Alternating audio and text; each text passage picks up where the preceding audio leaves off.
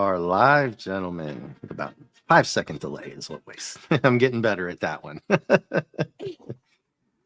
welcome, everybody. Let me mute so we don't have echo. And there we go. So how's everybody doing tonight? Welcome to the show. And with our guest, JT Kirk and Ironcaster. Hello.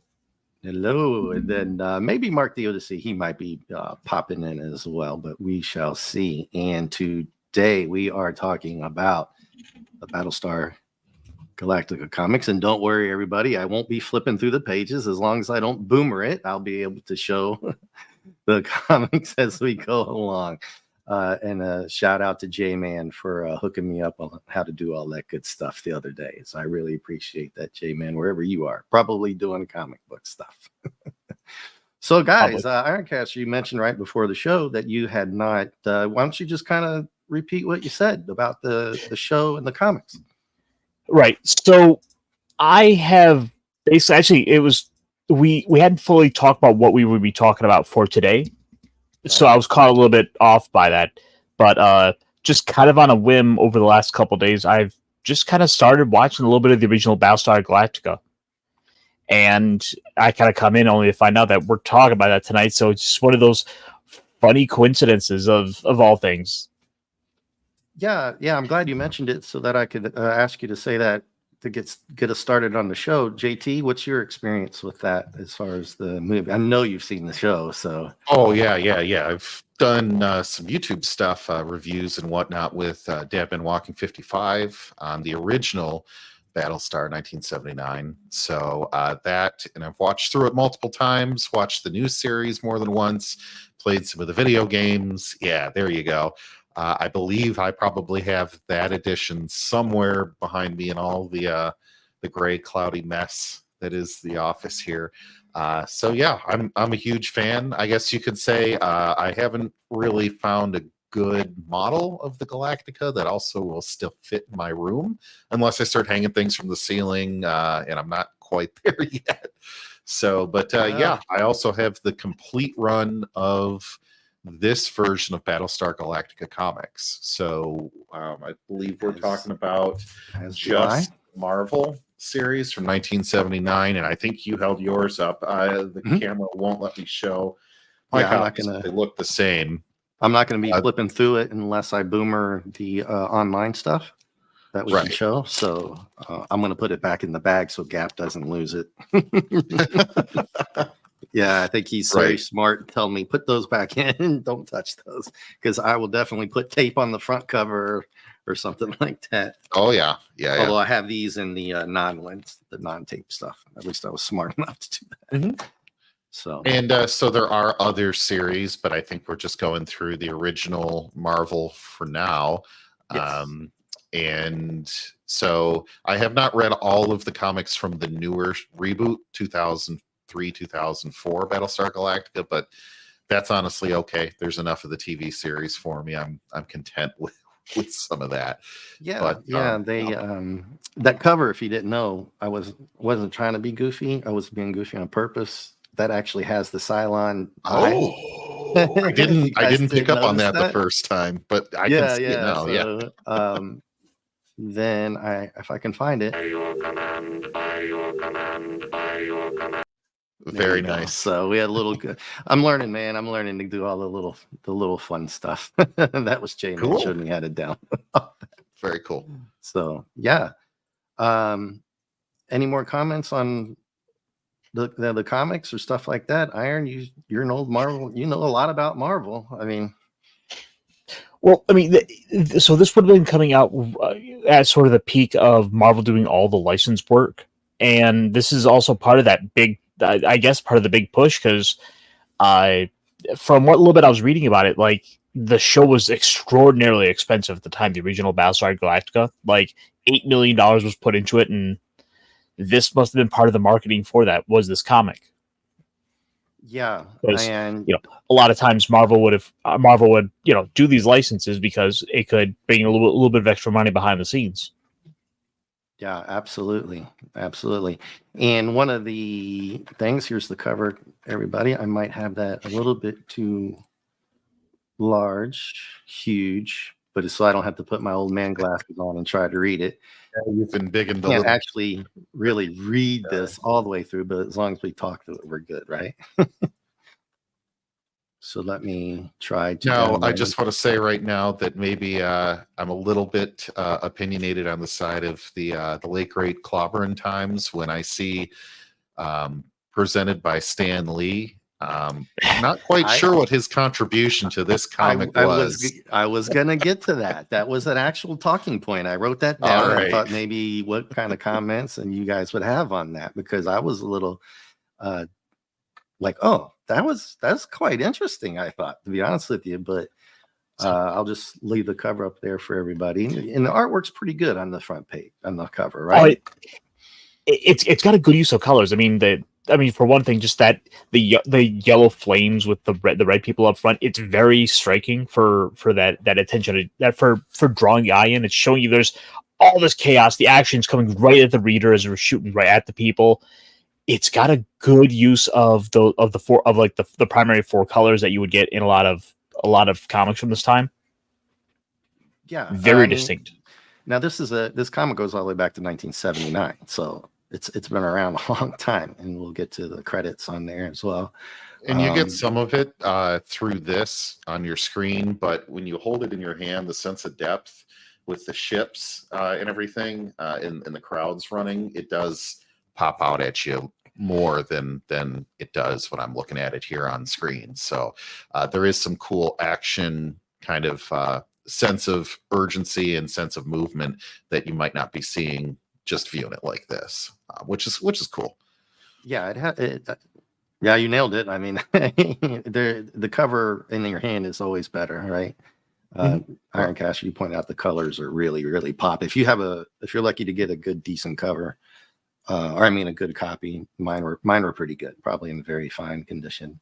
So I was pretty lucky to get a good run on that. So. And of course let's not remiss ourselves from noticing that at the very top there, first issue collector's item. Oh, yeah. And then also they put this little bitty subtitle on there, based on the first episode.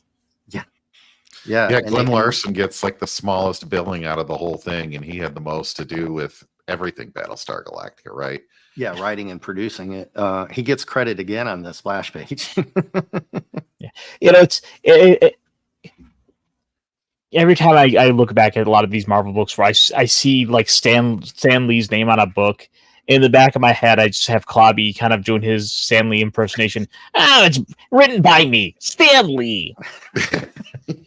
Right. And yeah, there's of course that Glenn Larson, but we contractually have to give him some acknowledgments. Yeah, and of course he was so knowledgeable, he would have known that was on the splash page before I even got to the splash page, right? I accidentally went too far trying to figure out my spacing on this. So we will Get go on After to Dark that. is yelling at you to use a glove when you're handling that, by the way. Yeah. Be glad you don't have Raquel in the chat demanding you also like dust it as you read. Yeah. I mean, I do want to keep these in as best condition, and of course, I'm reading them as I go along with these too, instead of doing the online, because I got to get my hands on it to read it.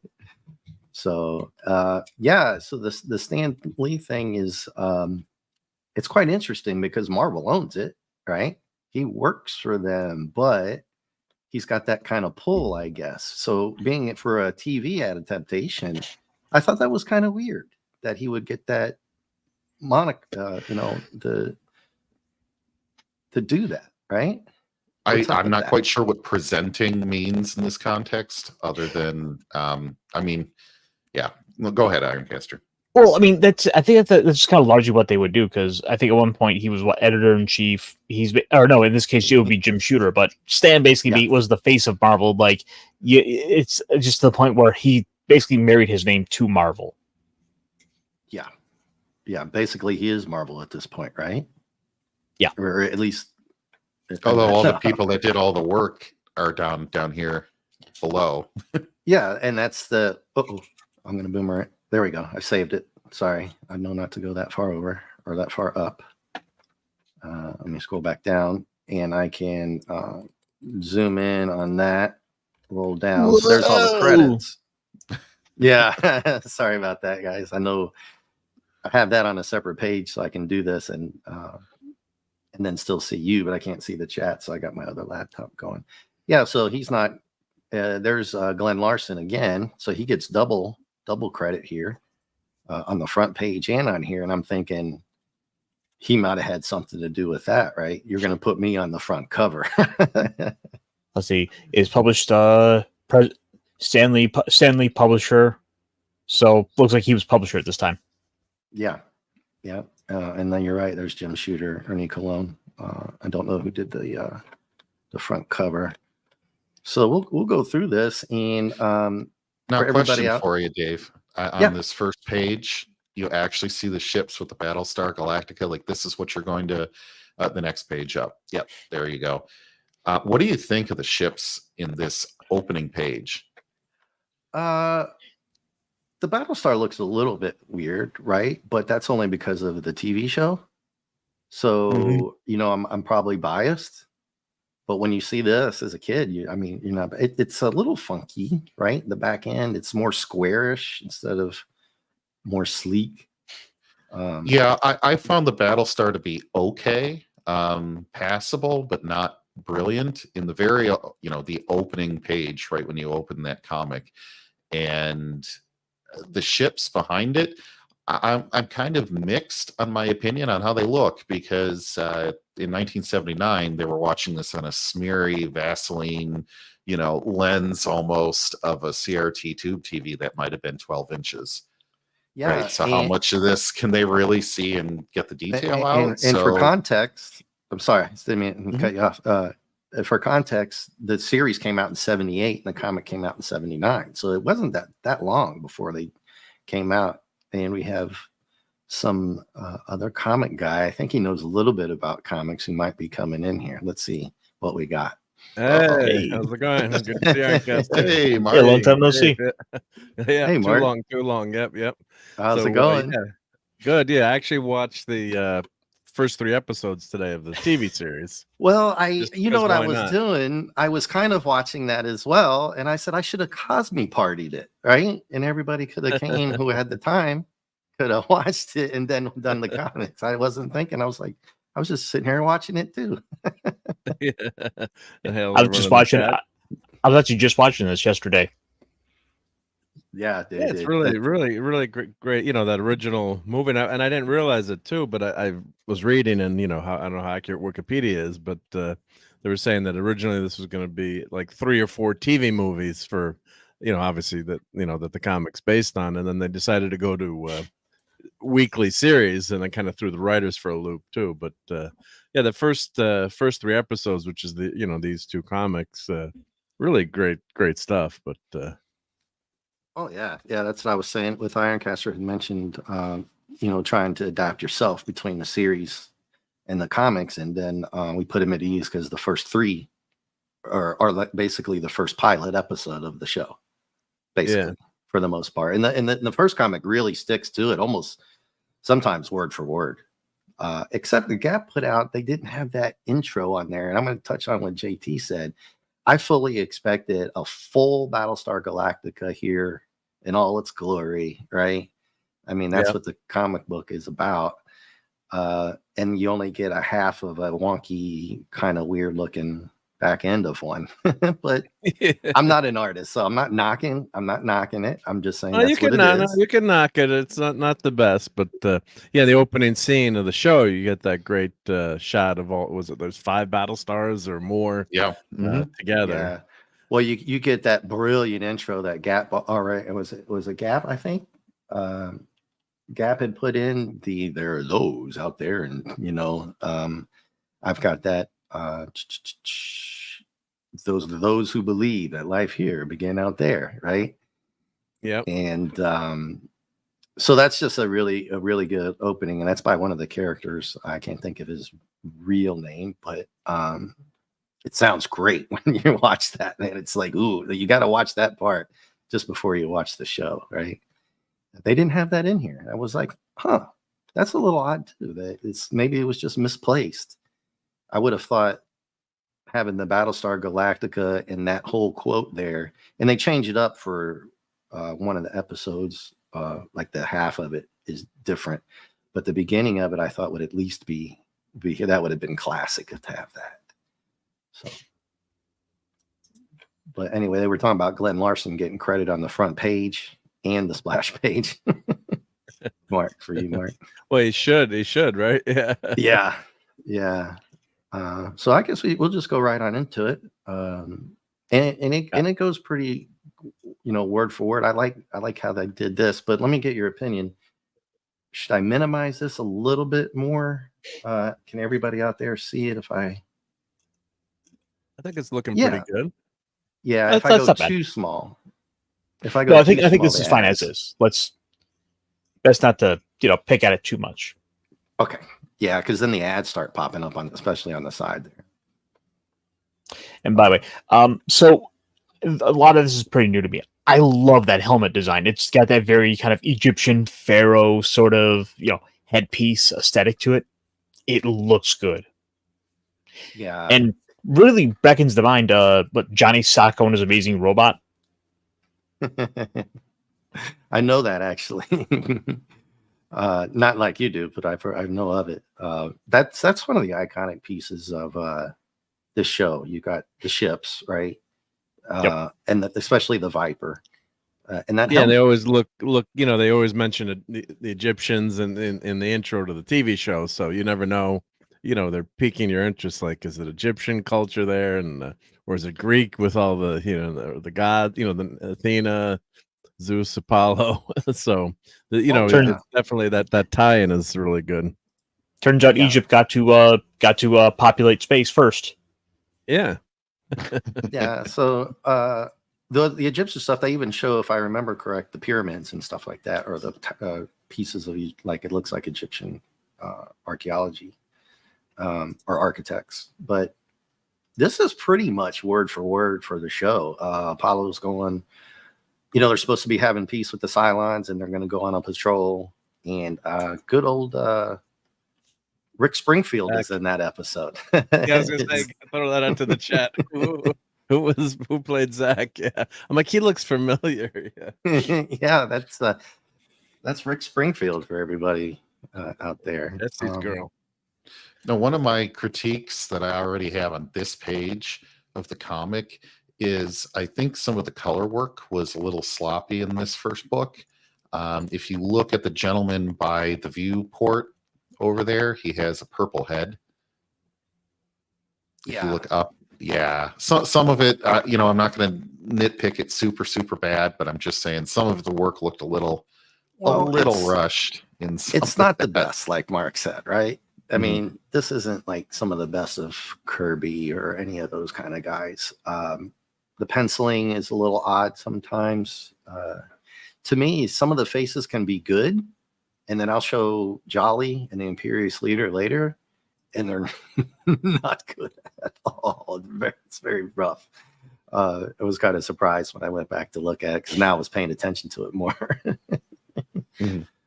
Yeah, you're talking about the two guys here that have the color, the dark blue hair or purple hair or whatever he's got going on.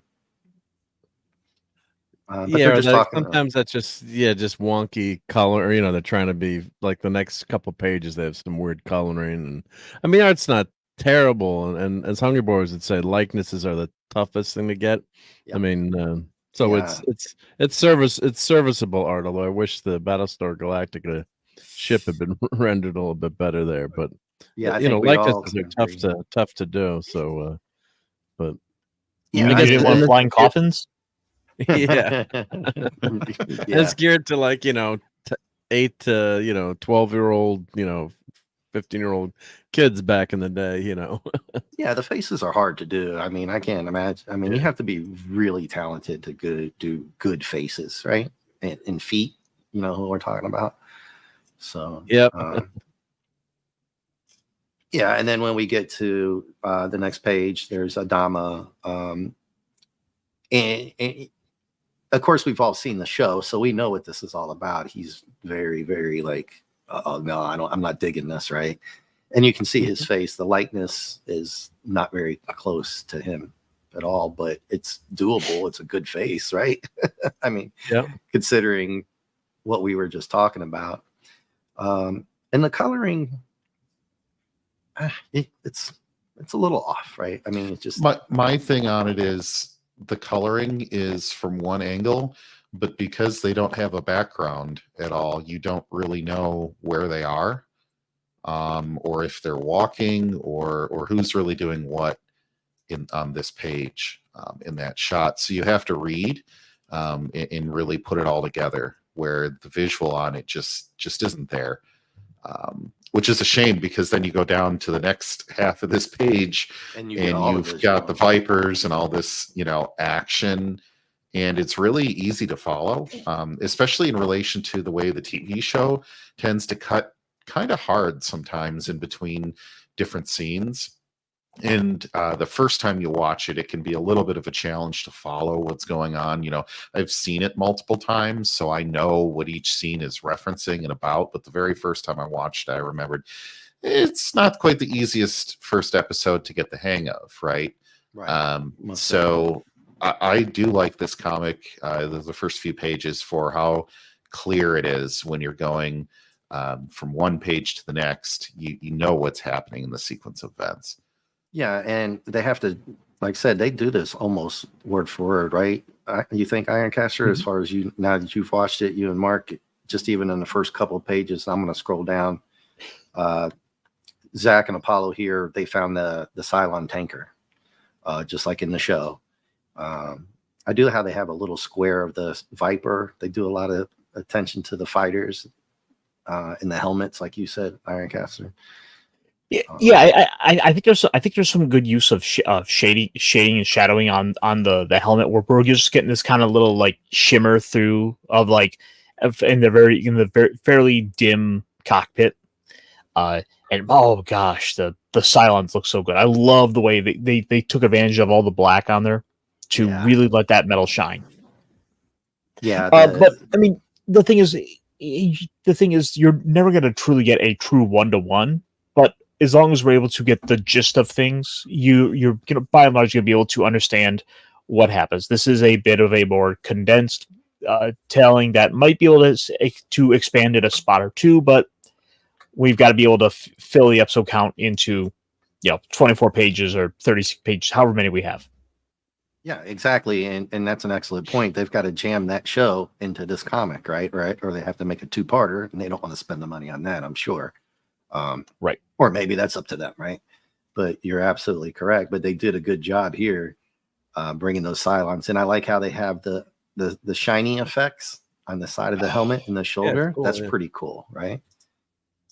And this is almost word to word for the movie. I wouldn't is, be able Mark. to say that if I hadn't just watched it today, but which is not a bad thing, right? I mean, you should go, because it is great dialogue, especially that opening scene with Zach and getting away and saying, getting up to that where obviously he's he's left behind on his own, but it was a really dramatic opening to the show. It was really well done, and the comic as well. Yeah, it hits you you get right fast. into the action. There's no big there's no big setup, so it's they explain things pretty economically. There's no talking in hallways for 3 hours before we get to Oh no, big, right? Oh no, quote unquote Pearl Harbor scene or whatever you want to call it. Yeah. Yeah, this is just like the show. It gets right into it, man, and unfortunately, it gets rough pretty quick, right? Yeah. And the artwork's here good. I like the Viper for the most part. It's a little weird on the back end, but it's a good setup the way they have it. You can really feel what's going on there. The helmet, I don't know what's going on with the coloring there. I think they had a good opportunity, Ironcaster, to get that dark brown and gold for the eagle and really, really shine on what you were saying. Don't know. I don't know what the purple and red and blue came from, but oh well. The thing is, they're good offsetting colors. So even if it like you're looking at like why did they choose those colors, they still kind of show a good sense of the moment. Yeah. Right. I think that's we what they're talked more about going that for. on we talked about that with Hungry back.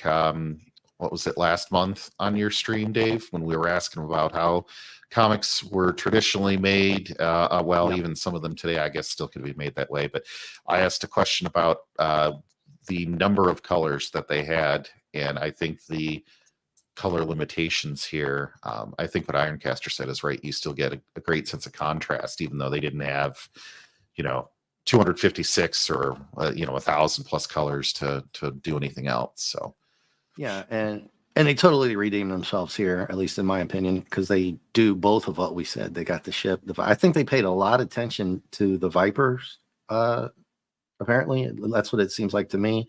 But you nailed it on the head too, JT. This has a background, whereas that helmet one before didn't have a background, and the brown and gold wasn't going to look good against that. So Ironcaster pointed that out, and it's well done, because now I like these right here. This is pretty cool, considering what we're dealing with, right? You've got a couple of Vipers in the action pew pew scenes, and then there's your helmet scene there.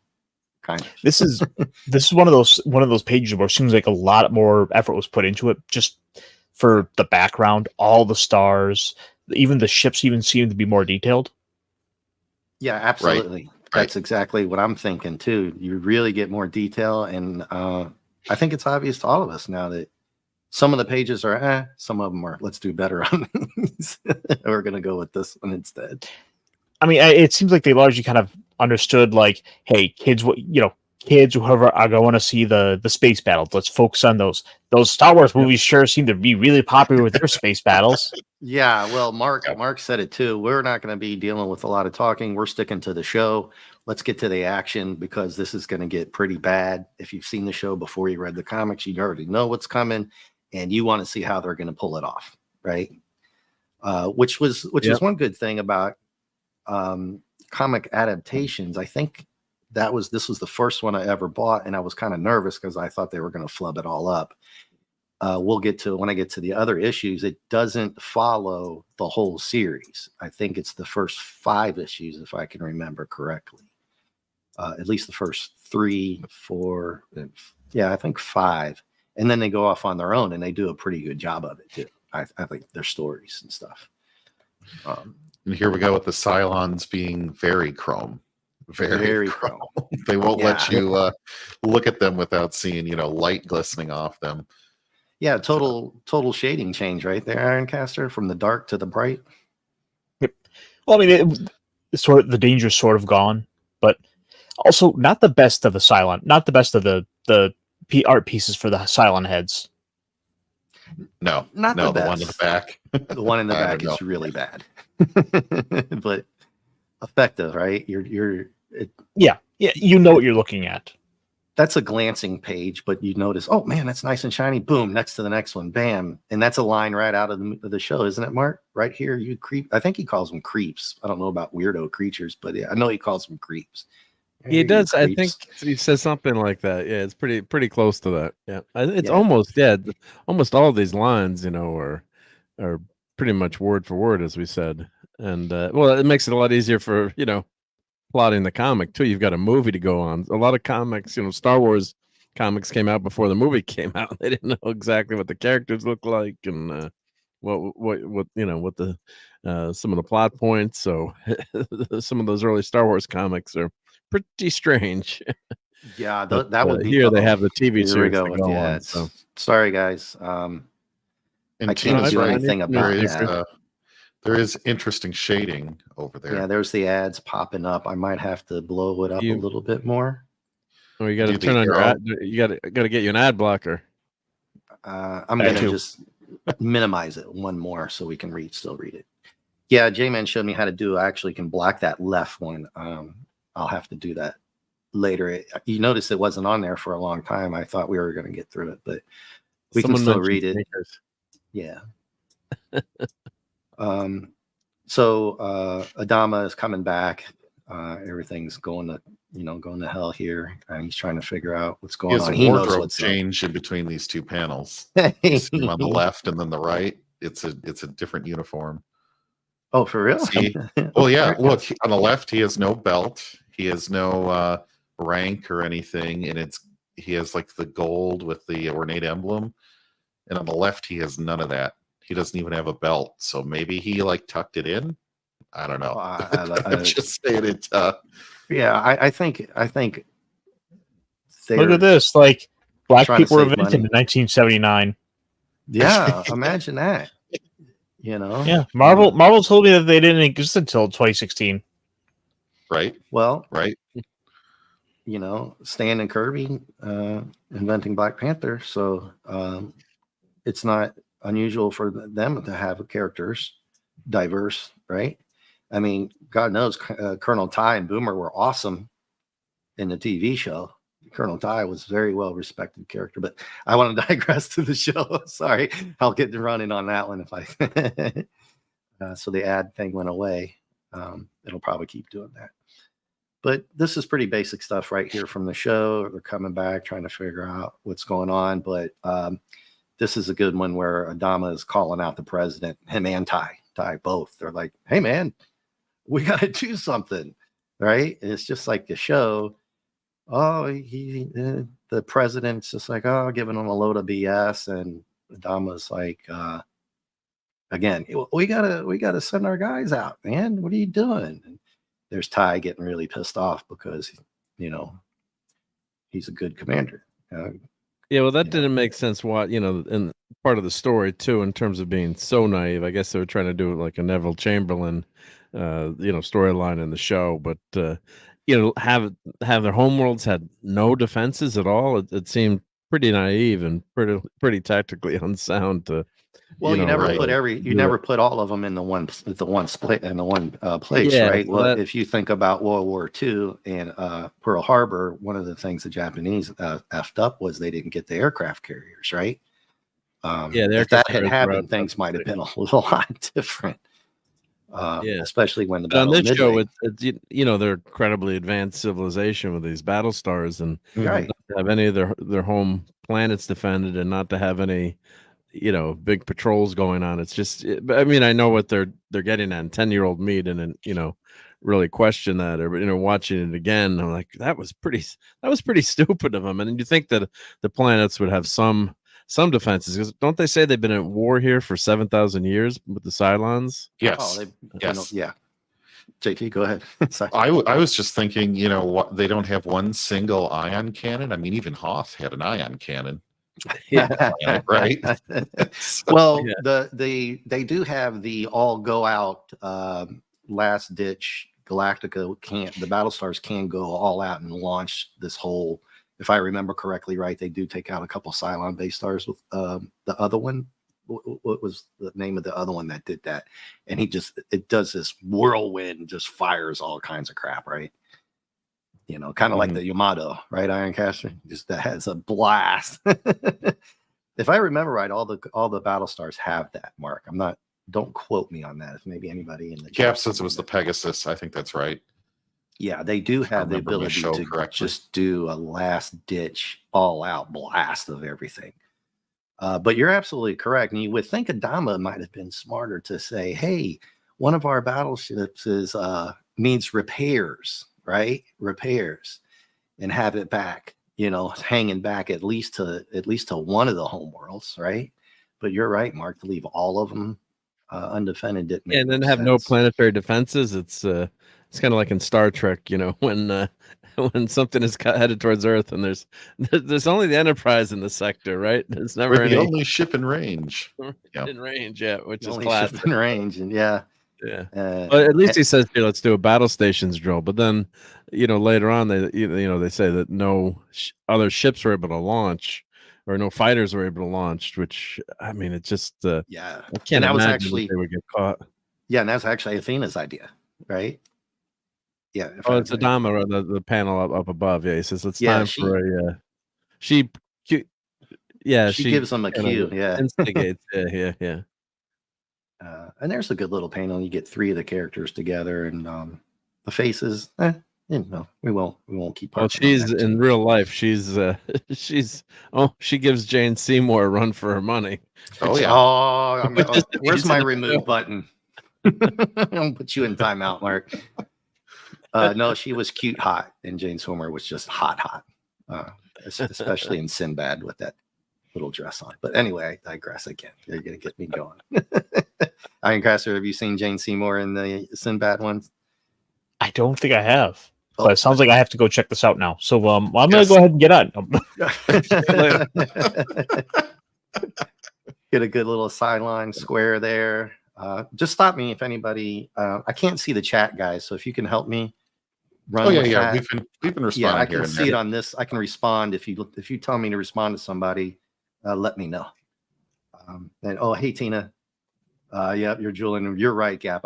Oof, Jane Seymour. But Athena's hot too, though, right? she's the next girl, the neighbor next door, hot. Jane Seymour's everyday hot. But anyway, you got me off. I'm not going to Flustered. even go into the hotness factor with either of those. I'm gonna go back on Ironcaster because here's your helmet, right? Not dark enough on the colors, but go ahead, run with it. Oh, I was just thinking, like, from that downward angle, it doesn't look quite as cool. Like, it doesn't have that same kind of coolness factor. It's all kind of tilted and scaled for the perception of like right at the controls, and it just doesn't quite work here as good as it did in some of the other shots. Like on that next page there, where we're starting to get some of it in the shadows, where you get more sense of depth perception to it. That's where it starts to really shine more. Yeah, I think it was the backgrounds on that one we talked about a couple times already that I touched on with the colors, and they're going to do it again here. I see too. But again, the Viper looks really good here for what we have. You know what I mean? And the black engine, the engine covers are black instead of gray. A lot of the Vipers are different colors that have different shading, but it's not bad. It's a pretty good one. Well, I think it's also a matter of they're trying to fit in a lot of detail into a little bit of space. Yeah.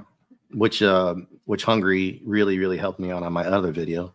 I'm not tagging it, but Mark already did for me, so it's fair game now. You can go back and watch that video with Hungry and a couple others. He goes into all of that. Oh, and hail J-Man. Explanation. Good to see you.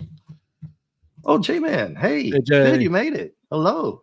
What's up, dude? How you doing? And then there's a purple shading, but guys, this is I like the purple. It's kind of, as Ironcaster was saying, it's kind of like a funky use of the colors in a comic. You can kind of get away with that stuff. yeah, Right, well, It also has the benefit of really drawing you into a moment where in the heat of the moment, like everything else fade away. Your focus is going on to whatever is that most important thing in the second. Nothing else matters. You see this pop up a lot in a lot of other mediums where it'll be done for that emphasis. Yeah, and to backtrack a little bit on that coloring, what I didn't realize for just a second before I opened my mouth was that I'm just trying to say hi to J-Man, is that that panel right there with that, if you see the face, this is probably one of the better faces you're going to get because this is right before he buys it, right? And that coloring, Ironcaster, I think you're right. You guys are right. And that descriptive face, that's a pretty damn good drawing of that last second, so Rick Springfield buys it here, guys. So Yeah. And putting everything in a space, they did this in three tall panels instead of flat rectangle, changing the angles, It's right? good layout. It's good panel design. Yeah, that's a good layout. They got the Cylon setting him up.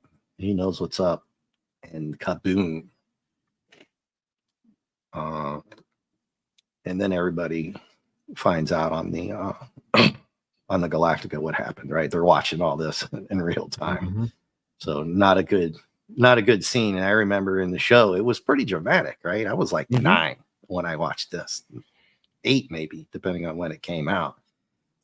So it's pretty dramatic. And you're like, oh my God, did that really happen? Yeah. And then knowing that Adama and Athena are up there, it's a pretty damn dramatic scene for a show, but it really does nice set up. recreation of the bridge there. I do like that bridge Going to scene. say that as well. Yeah, It's pretty good, and the bridge rotates around. Like they're trying to be Star Trek, I guess, and not which is fine. There's lots of different ways to do a bridge of a ship, and that was cool. They had added that rotating bridge, if you remember on the TV show. So yeah, I really like this, and it's we back then, not to be get off my lawn type, but you didn't always get the best art in comics, especially the adaptation. So this is, it's as we said, serviceable and good, and certain panels are better than the others. I do like this. This page is an overall pretty good page. Yeah, and have you guys noticed they try to do a pretty good detail and very detailed on the monitors? So it's like a picture-in-picture, not technically picture-in-picture, but you're doing the regular art. But then the monitors, they want to really show you what the characters are looking at, like the Cylon. He's lining up Zach's Viper. I think there. Sometimes the illustrations are better than what's actually on the show, right? Due to technical limitations of the period, right? But and they did this little square of the Galactica with the no. I mean, like you said, Mark, you could have done more of the bridge here. There's no point of that shot, really, not to me anyway, because you don't see anybody. You just see the Galactica. No, it's like, okay, you could have seen the another characters. Picture of the Admiral's face. Yeah, instead of scroll just down. No, right. But there's the monitor, and you see the double Cylons on this one. And it's like, I just kind of noticed that they're really paying attention to that. And you're right, JT, they do, or whoever said that, Mark, that sometimes better than the regular stuff. One of the other things, Dave, real quick, while we're still on this page, well, I guess a lot of the pages can fill this out, is the color in this comic is more than what's on the TV show in a lot of the images. The color palette's very muted on the TV show. And I think it gives it a more appealing visual look to somebody like me who maybe isn't the biggest fan of 1970s shag carpeting and, more of the, I guess, just monocolor almost view of the ship sometimes in the crew and things like that. So I think that helps the comic to be more colorful instead of trying to go, is 100% faithful to the colors that were used on the live action version. So yeah, and then yeah, you're right. And then you're gonna get a shot here of the man Starbuck coming in, right? I don't want to do something here. I'm gonna play something. It's very it's okay. I was just gonna point out, like, we got a great butt shot there on that panel, on that page. Oh, you noticed that too? Okay. Yeah. Just me. I was like, man, I hope somebody else says something. Because I don't want to be the creepy dude. There's something we haven't. There's something junk in there. She got some cake, as they say. And I'm gonna play this. I'm not monetized, so I don't care. This is the real Starbuck. Let's see if it shows up. There we go. Spaceman. Yeah. And then if I can switch down to, it won't let me because the StreamYard thing is in the way. There we go. Can you hit spacebar? No, I'm going to, what I do is, well, I was going to try to play it, but it won't play. But anyway, that's a full pyramid, guys. So that's Starbuck. And then, gambling. We hit the alarm. So I'm hoping. Oh, here we go. No audio. Oh, no audio. Okay. That might be better for things anyway. Yeah, he says you're never going to see another one of these fellas. Of course, we're talking about a 70s afro, by the way. Yeah. And that's him going, oh, wait. And so then the alarm hits and he's got to go. Do I got to share my screen again, I guess, to get the comic book back? I think I did. Okay. So you can't double share then. Well, you can, you can remove one thing and add another, but or share a tab, like you can share multiple tabs. Yep. Okay. There you go. Okay, so we're back to the comic book. I just wanted to show that from the show. So that's what happens right before this. And then Ironcasher, you want to take that second panel again? We gotta stop to appreciate like a proper bit of scenery here, because It is like dead on, like straight to the reader. This is something we gotta like stop and acknowledge. Now, Like someone look guys, it's not perfect. We are appreciating the fact that someone took the time to draw this in. I was gonna say I don't remember her being on the crew on the TV show. no, I don't either. Is there anybody who can say that that's actually on the show? I don't remember her. I think I would have. Yes, exactly. So he has his own crew, but he has his own fan crew, and with some junk in the trunk too. So we get the Viper coming out, and they go at it. That's a pretty good shot, this island, but and they're discussing what's going on. Apollo's made it, but he doesn't know what's happened to Zach yet, right? So you got the bridge scene with Lauren Green and everybody who knows, and then you got to go through it again when Apollo finds out. So, and then he's like, oh, I left him behind, and he really didn't have a choice. I think Mark, we all know that, right? Mark mentioned that he didn't have a choice, right? I mean, what do you guys think? He had to go, right? Well, he would have been killed too, probably, if he'd stayed, absolutely. stayed behind. Yeah. He kind of has a Han Solo look / Planet of the Apes look to him. Yeah, and when we talk, that one to the left where he's leaning, again, the faces, I'm not knocking, it's just so different. They just vary so much from one. Can even be on the same page.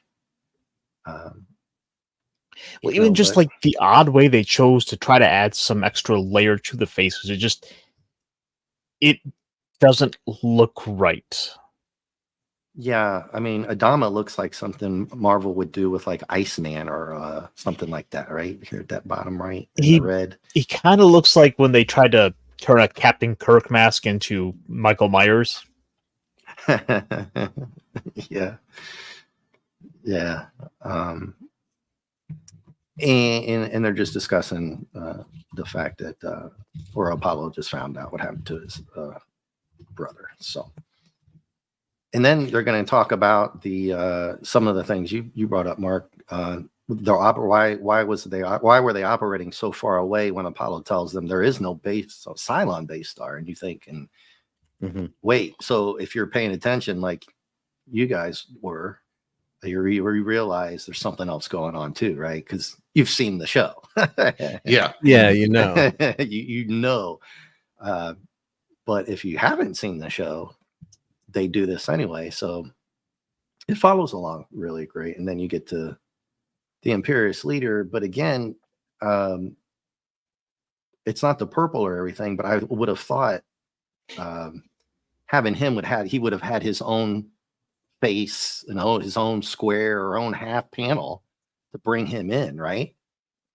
I would have maybe gone out of the way to say no, we need to show him, or they want to keep him not as much. It just depends on your I point see of what view, you're right? saying there. I don't have a problem with it in a way, because they're trying to get the whole part of this story all in on one page. And so they're trying to get this one and then the one lower and to the left as well. And they're trying to get this whole panic in very quickly because there's so much happening all at once, right? So, so I mean, I would love a full page of this purple space scene with the Battlestar and all that. Yeah, I would love a full page of that. But unfortunately, I think their idea was just to move things through quickly because it is an action scene. Yeah, and the thought process, we want to keep him we don't want to show him yet. That could have been the thing. We're going to keep him hidden for a while. Decepticon has a good question. Hail to that 70s rock fan who just joined us in the chat, because I know you can't see the chat, Dave. But Sean says, did Marvel have the likeness rights? That kind of thing affected the Close Encounters of that adaptation. It looks to me like they've got some of the character rights. I don't know about Jane Seymour's character. Looks a little off. I don't know if that's just the artist or maybe she said no. But yeah, that does affect the the comics a lot of times if they have the likeness right. So like we're one of the Star Trek comics we were reviewing, Dr. Boyd, it was totally different, and they couldn't find his family to try to get the rights, so they just said, got to draw him different then. But yeah, that's a good point. That does affect how how you can draw the characters. Yeah, that is a good point. That could have been something I could have touched on. Would it be like a before or after discussion type of thing to find out? I would think with Lee, I mean Stanley, I said Jim Lee, sorry, Stanley having that whole thing where he says, "I'm presenting this comic." He probably nailed the rights down to it, I would think. Depends on the, some of the actors say, I don't want to have my face in the comic. So, Adama looks, is that Lauren Green? No. So you wonder if Lauren Green said no. I mean, it kind of looks, well, you guess maybe just the gray hair, but Starbuck and Apollo, they're recognizable as, yes, they are the actors. Yeah. So maybe Adama they just paid to have their likenesses, Yeah, you're right. Boomer Adama and is Turtle Tie. very only sometimes very recognized, not very recognizable Yeah. at all. It's only because his face from the show and all the other shows he's Right. done, Bonanza and stuff like that. But these two panels are really important, like you were saying, JT, to move things along. You get the one on the left with the Cylon. You get the first look at the Cylon base base ship. Again, you don't get a full one. But that's okay. Like you're saying, they wanted to do the depth and launching all of the fighters at the planets. Now you're really getting and then this one to the right with the president. Well, I'm a ships guy, right? So yeah, I want to see the ships as yeah, much me too. as possible. So, I mean, yeah, my favorite one is the Viper, right? So, and and this panel to the right is pretty rough too, right? I mean, if you think about it, this dude's he's just blazing away, right? They just set him on 420. Yeah, I mean, and then it gets worse here for the president. That's a pretty that's a rough. I don't. I mean, the president's face there is pretty. I mean, he's grimacing. Obviously, he's buying it too here. So, well, but the president was kind of a doofus here, big time. Baltar, he's like, Baltar did it. We were lied to. And he says, I don't believe it. I won't. But where is he? Like, okay, dude, right before you blow up. I don't know how you got to be somebody else, president of the colonies, but Come on, man. Come on, man. We won't go there. We won't go there. But it's more Neville Chamberlain. I was going to say he was unburdened by what had been by saying Garoomsh here, with the ship. But yeah, and that's anyway. The whole Atlantia. I mean, he's this naive, optimistic politician who unfortunately didn't see the true nature of politics coming to bite him back. Yeah, and evil, right? Yeah, completely. Chamberlain came back after I have secured with this piece of paper. I've secured peace in our time. They thought that they had appeased the Yahtzees, and that was just a temporary euphoria.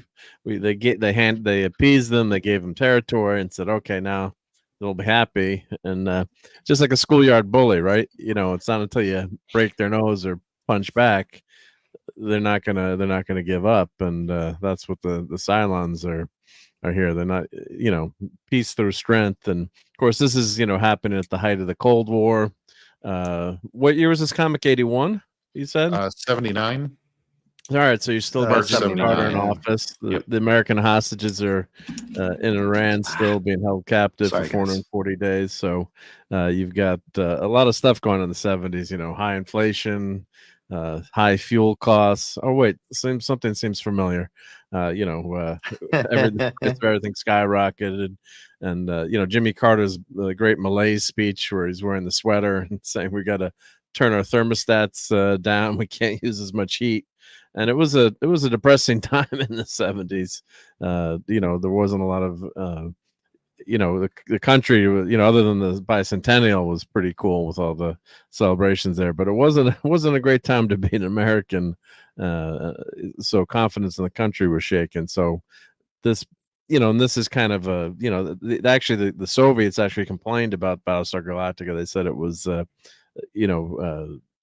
attempted was a dig at them and trying to affect the SALT treaty. And I think it was just the writers, let's kind of try to copy Star Wars. And they did get, there was a lawsuit between 20th Lucasfilm and 20th Century Fox and ABC over Battlestar Galactica being a copy, which we can get into later. But so you've got all this going on in the world, and that's what's great about science fiction and fantasy, where you get, 40, 50 years later, we can say, well, maybe it's still apropos to someone else who didn't exist at the time the comic was written.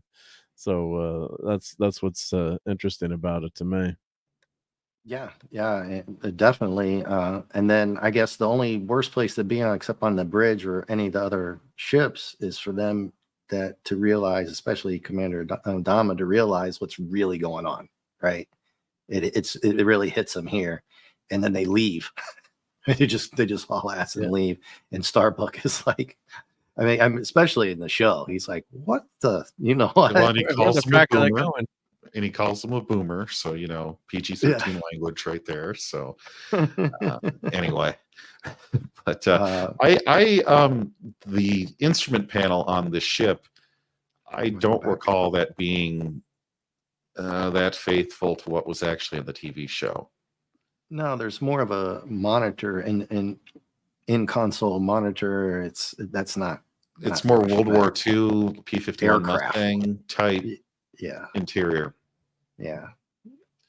There was an ad page in here somewhere that they didn't scan. And then we're on to the next scene.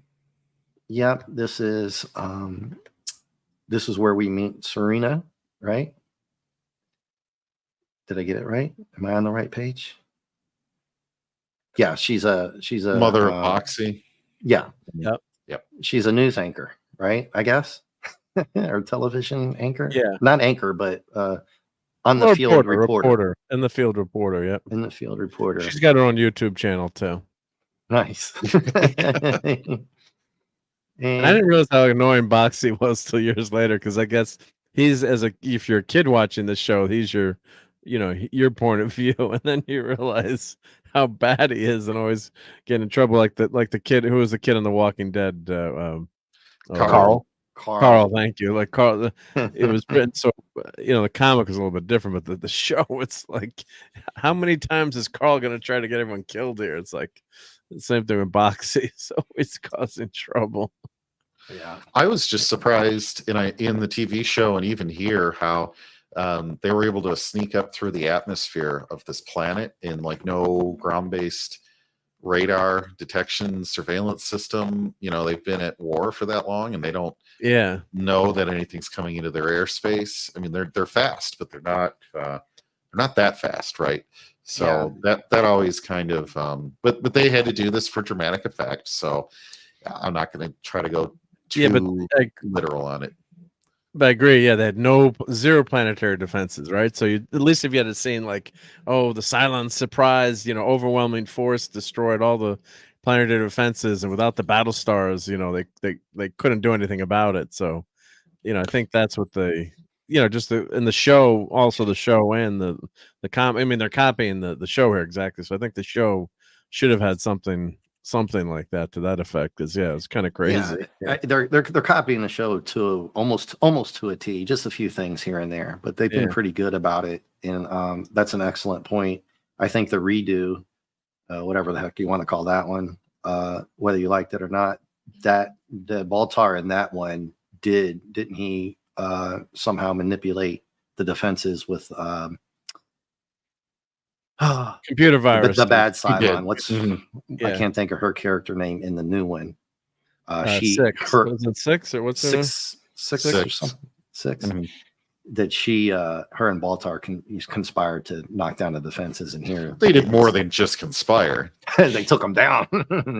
Well, she did a little more than conspire anyway. But I love how in the corner here, which one? Someone grab my child, please. Like, she's asking for them to kidnap her child. I don't know. The way you read it out of context is kind of funny. Yeah, and her if hair's you read blonde, it that way, anyway. but you've got the black background, so they had to do highlights. Mhm. I don't know. Put blonde. Put a white or yellow background there. You've got it right above it. But anyway, it's just weird. Well, I mean, yeah. Again, they're trying to find the right way to show it off while working within the confines of the limitations of their color palette. Yeah. Yeah. But exactly. The one thing I do like is it seems like this here kind of expands a little bit more on the planet being attacked than what we had gotten in the show. So this is one of those things I was talking about where we get to really take a little more time here with this with an entire page to kind of show the attack, to show the effects, and not just show up on the planet and have people saying, "Oh, we were attacked." Right. This is a good page, I think, an overall context. So you got 1, 2, 3, 4, 5 Cylon ships, some blasting, and people Anyone running else around, and a think lot of the stuff gentleman going on. in the bottom left looks a little like Ricardo Montalban. Just a Yeah, little. just a little. Welcome to Cylon Island. Well, Oh, he calls them Phantom out. He calls them out. He's like, "Where's our fleet? Why aren't they protecting us?" He was like, "Hey, what the heck?" Right? They task me. So he knew. He knew what's going on. Revenge is a dish best served cold. But Phantom in the chat said, "Come on, Mark. What kind of kid went? Oh wow, Boxy, he's cool doing nothing, but taking up time when cooler stuff could be shown or happening." Yeah, but you kind of, Boxy was your point of view on the show. So as a young, that's why he's there, right? That's why they attempted. Wesley Crusher was a fail, Boxy was a fail, but they were trying to. They thought that you needed a kid on the show to relate to, and Boom. when you don't. But yeah. That's exactly right there. What you said. They thought they needed a kid on the show, and Mark, you nailed it, 100%. Well, every time they try that, we sometimes wind up with the Wesley Crusher. Yeah, This is true. This is true. Yep. But I am gonna have to bow out here. My hour's up, and I've got to get to bed. So I at least wanted to stop by and hang out and kind of laugh about the comic. I gotta check this out for myself now because I didn't realize that that Marvel had done the Battlestar Galactica comics. But folks, you can find me over my channel Ironcaster, where on Monday nights I am doing the Mech Pit chat where we talk about all kinds of big robot stuff. So maybe we'll get into some Cylons one of these nights, or maybe I'll talk about some role playing games. They're small robots, right? Somebody link. Can somebody big, small, everything in between? Give Ironcaster a shout out. There we go. Here's Ironcaster. Yeah, everyone go sub to Ironcaster. Hey, I appreciate it. Hey, thanks for being here, man. It's cool, dude. I appreciate it. Thanks. Oh, it's a pleasure. I want to come by again sometime. We'll talk some more comics. So, let's plan it soon. Sure. I'm going to do these on Wednesday, although there's going to be some other things because of schedules, something big coming up, hopefully maybe with Nick. That's only going to be on a Wednesday. And then I'm going to be traveling to Ireland on another week, but that's okay. You can always watch the show and just read the comic until I do this. So, well, have fun with the trip, though. I hope. Yes. All right. Thanks. Cool. So one of the things I did want to laugh at here, Dave, this middle panel here, unfortunately everybody's getting deleted by the Cylons in the background, but here we have like Supergirl or something, who's also the mom. Moxie's mom has got it going on. Yeah, well, she does. I'm not going to very... complain about any of that. Quite the contrary. But she's got a cape and she's doing like the I'm about ready to,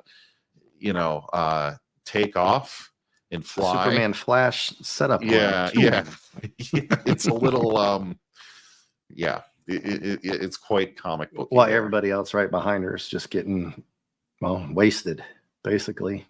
Yeah. And it gets kind of worse. But this is your good Superman one here with the whole building falling. And they only did that obviously because that's what happened in the show to obviously we know Muffet. Taking out his dog, unfortunately. Yep. Yeah. This cell to me was a little phallic, so I don't know if anyone else interpreted. She has a short skirt. Way. Let's just get it out of the way. Right. And one of the buildings falling over, it just anyway. No, I didn't even notice that. We'll go with unintentional on that one. Yeah. But the skirt, the little shortness of her skirt is not unintentional, right? But anyway, So I'm not complaining. That's how reporters dress on that planet. Yep. Yeah. Yep. And Jane Seymour's not wearing that outfit in the. And then this No. show was a great panel here. Yeah. Poor Muffet. Muffy buys it. The building falls on him. And that can be dramatic when you're 8 or 9 and you have a dog, right? So they're sticking to the show. I mean, they're just sticking to the series. So not much more else going on there. You get the coloring on her buttocks is kind of weird there. It's like out of the Yes. Okay. Yeah. So that obviously, sometimes, but that's at the plates and the this isn't digital, so not so accurate. So. So this is what I was touching on, right? That skirt's way We're trying short. to touch there. They're putting some touch up on that. It's quite obvious. Probably what's happening. Yeah, let's cover this up so it's not trouble in River City. Yeah. Yeah. Hey, but it is the 70s, so it's okay, right? Short skirts and stuff. We move on to the countryside. Apollo shows up with Adama. You don't see him here yet, but they go to their house, and you get some more bad news. That's as if things weren't bad enough, right, guys? Yeah. Right. Mom's gone. Yeah. Yeah. Not much to see here. Good. The Viper. They didn't waste a lot of time on it, right? I get it. It doesn't bother me at all. Just make it blue. So we can move on with the panel story. effort on this one. Yeah. Everything but torches. It looks like they're holding up hula hoops. Yeah. Yeah. I can't draw that well, but I just know, that. It seems like some of the stuff. Yeah, like they didn't even need that, right? You could have maybe done 1 or 2 and then had some bad ones behind it, but like you said, more up close, because in the show they walked right up on them. They got real close. What'd you say, Mark? You wonder what I was gonna say. You wonder what the deadline is on this comic too. So you would think they would have known this ahead of time, a long time, because they've got to get the rights and plan it out. But sometimes authors or artists will change at the last minute, and the guy's got to do everything. That's why the backgrounds sometimes are really simple. Or Vince Colletta was very famous for erasing backgrounds, so he didn't have to. Was he? Have to ink them. Yeah. He was. Yeah. Well, I'll touch on JT on this one, and I am gonna kind of go hard on this one here, this bottom right one with the 2 people. That's horrible. Yeah. That's horrible. What is that? Why? I thought they were aliens at first. You couldn't draw 2 generic characters and then just overlaid them on the background there. It doesn't look quite finished. This doesn't follow the show that well, at least initially. In these couple this page, I'm scrolling back up. If you remember the show, go for like the torchlight there, not to defend the bad panel, but I think what they're trying to do, the guy's holding up a torch, and they're trying to like color everyone yellow. It just didn't work. I agree. No, it didn't work at all. In the you first get probably character. The guy's like getting towards the end. I got to get this comic done. I got to get it in mail it in tomorrow. There's no internet to send it. So yeah, right. We all talked about this on that my other show with Hungry. Wasn't there anybody who could have Jim Shooter? That's you, buddy, right? Who could have said this yellow character here? Nah, we got to do something about that. I don't know if it's already printed. Yeah, the time to get to that's by the time they see it, I'll just let it go. Who cares? It's not like it's who cares? Who gives a damn what Dave C, JT, Mark, and I have to say about it 40 years from now? Screw those guys. We got to make money here. Let's go. We're only the people in the chat who supported the comics for 50 freaking years. Who are we to say anything at all? Right, chat? I mean, there's people in the chat who've done a lot more collecting and reading than I have by a billion. So, but I think you're right. I will touch on this real quick for everybody. Stan had his soapbox. I won't be reading this because I'll stick to the comic. You can go. I read it in Claudia's voice I read it in Claudia's voice and in my head. So. Stanley. I Anyway. invented everything. I created everything. Okay, gang. Yeah. But the soapbox was pretty cool. He did have some good things. I actually want to go back and some of them, my go Morbius. back a little my- bit. They're talking about Jaws. Sorry, but they're talking about Jaws on the very top middle. Go to the top. I didn't here. read that. Yeah, oh yeah, Jaws 2 Jaws about 2. to kiss too. Yep, yeah. Yeah, Yeah, it's so, what does it say? It seems that Marvel's Super Mighty special, magazine yeah. line has become the talk of known universe. There he goes, hyping it up. He's a hype man, right? Definitely. Yeah, because I was just at the comic book show was just that they had a nice trade of this comic, a treasury edition. Excuse me, treasury edition. So Ooh. oversized comic. It was like $50, and so I didn't buy it. But yeah, it's they would have specials, and so I think that's what Stan is referencing there. Yeah. He Clobby would call him out on the really hyping it up in the soapbox. Sometimes Yeah. he'll address particular questions as long as it pertains to Marvel comics, right? Oh yeah, he would address stuff all and Stan, as we make fun of Stan, but he was a I like fantastic promoter. It's just on the issue of taking credit, which you won't get in here tonight. That No, we won't get into all that. Stan was great. Don't get us wrong. I mean, The soapbox on I'm a this fan. issue though was a little barftastic. Like it was just so saccharine, and yeah. I'm not even going to talk about it, to be Yeah. honest. And there's nothing in it to derail the rest of the comic. Just wanted to touch on it because he does put, the cover of the Battlestar Galactica on there and talks about a few things. Well, it's a time capsule. It's a fun. Always going back and reading these. It's fun to, it's a time capsule to see him. Yeah. Yeah. And if you've gone through a lot of comics and you don't go back, especially the Marvels, and read, you should go back and read these. These are a lot of fun. I believe and that's somebody's handwriting on this scan that says Happy Holidays, because they wouldn't put that in March when this edition came out. No, I don't know. What were they talking about? Maybe St. Patty's Day, which isn't a holiday, should be. But Yeah, I don't there's think Black so. Panther. I think that's Black Panther, guys, right? Well, there's the publication date and then the print when it was printed. So way back then, comics were way off. The cover okay. date was so I don't know when. On the what does it say on the very cover? I've got this open on my iPad too. Let's see. What was the cover date here? Yeah.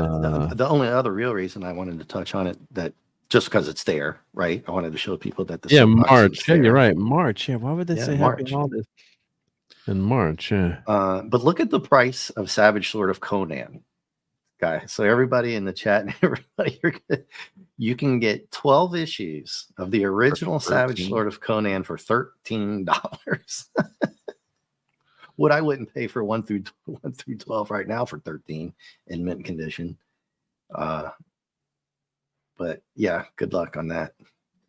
And these comics raised in price to 35 cents. That's outrageous. Yeah, they went up to 35 cents, right? Well, and it says on the cover, still only 35 cents. Right? Yeah, let's see. Issue number 2, still I only believe 25 cents. 35, Yeah. Yeah. It changes. Then these panels get a little wonky again, right? I don't know, but this is more true to form of the what I was talking about, the crowd, right? Being closer. So they did do it. So they didn't need that really terrible yellow character in the previous one. You see what I mean? Mhm. You didn't need that at all. You could have just taken that out and then gone to Or drawn something better. Yeah. Yes. okay, Mark. Yeah, you're drawing something damn better. I mean, you couldn't have taken an overlay from one of them, put a hair on it, and changed the colors and just throw it in there. So they did eventually go into this, which goes right into the show, which is great. With this, they get an A+ for sticking to the show. That's for sure. And we'll just kind of blaze this one a little bit. The crowd is going after Adama and Apollo. Where were you? What happened? And then Adama drops the word that everybody's wiped out, and we, as far as he knows, pretty much Galactus is the only one left. And then they're like, "Well, damn." I mean, okay. Still doesn't excuse. I mean, the Angel's question Mark brought up, and that one dude earlier, a couple panels up, is like, where the hell were you? maybe that'll be a good debate we can start, right, guys? From now on, that'll be a good. Is Deckard? Never mind. I won't get into it. Yeah, we need our own debate that can last for 30 years. Where were you guys? This page We're busy takes time. this Yeah. page takes longer than like the 4 or 5 pages before it to read through. This was the exposition dump that they ran out of space in the comic, I think. Yeah, it's do very more? interesting. Good point. Excellent point again. A It's the lot. TV in show this. word for word, basically. So Yes, it is. Yeah. Yeah, definitely. So they crammed it in there. I think that's what Arakash was saying, or you, Mark, he said they just got to cram it in one way or the other, and you get some good art, you get some not so good art, and then but we're going to stick to the show. So like I said, I give them props for that, right? And basically, Odama is back on Galactica, and then he's talking to everybody about we're going to go try to find our sister world, and everybody's like, what the hell are you talking about, man? Right, we don't have gas to get to the grocery store. What do you think, guys? I mean, do you think people were looking at him at this point saying, what the heck is he doing?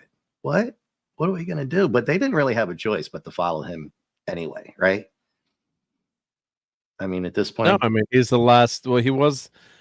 What was his position? He wasn't the head of one of the colonies, but what was? he was just admiral. Military, He was right? just head of the fleet. He was head of the military Head fleet. of the fleet. Yeah, I think, right? he was an admiral. Oh Mhm. my god, admiral and colonel, because it was Colonel Ty and Admiral Adama.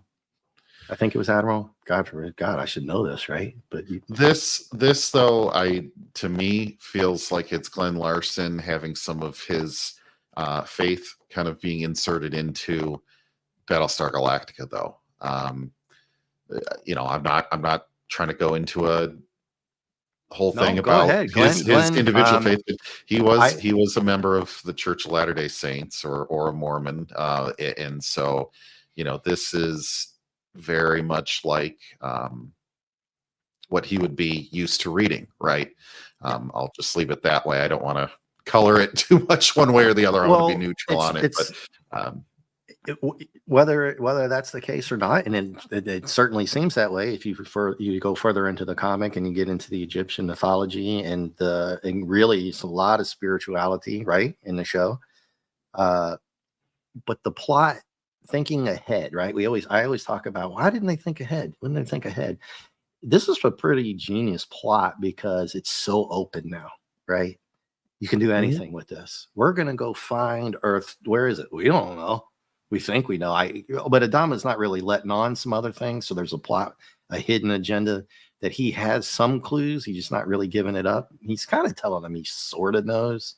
I think here I might be mistaken. He doesn't really let on. Yeah, that's the last panel. So he doesn't really let on, other than we're gonna go find Earth.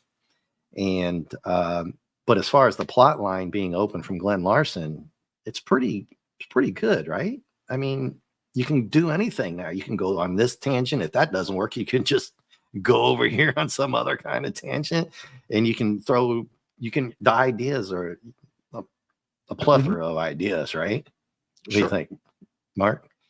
Yeah, no, it's just a great. I think it's a good ending here too. I mean, it's just it's wide open, and it's it's follows the show exactly. So I think that that first part of I guess is the end of episode 1, quote unquote, or it's not the full movie, but it's Almost, pretty much right.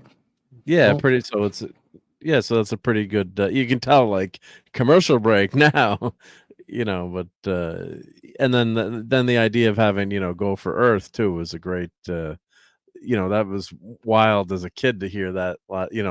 They're trying to find Earth.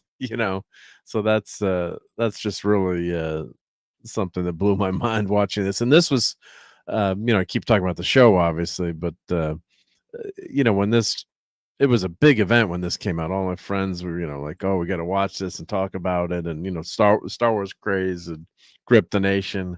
and this was, was a cash in on Star Wars. There's no doubt. I mean, the whole copyright thing was bogus, but that's why Star Trek came back to the movie theaters. You had all kinds of sci-fi movies and shows, and not all of them work, but I think this one did work really well. I mean, there's no doubt that it was great, and unfortunately, I think the cost of the show, ended up killing it in the end. It did get great ratings. I think it was at 35 out of all the. Oh, initially it was great. 33, or it was. In Gap did say it's Commander Adama. I probably got the Admiral from JT and you guys and Star Trek. Oh yeah, well, just couldn't get it out of my damn brain. Yeah. So do you guys want to continue just talking about this one and the chat? I guess I'd learn how to put polls up. Should we go on to issue number 2, or do you want to save it for later?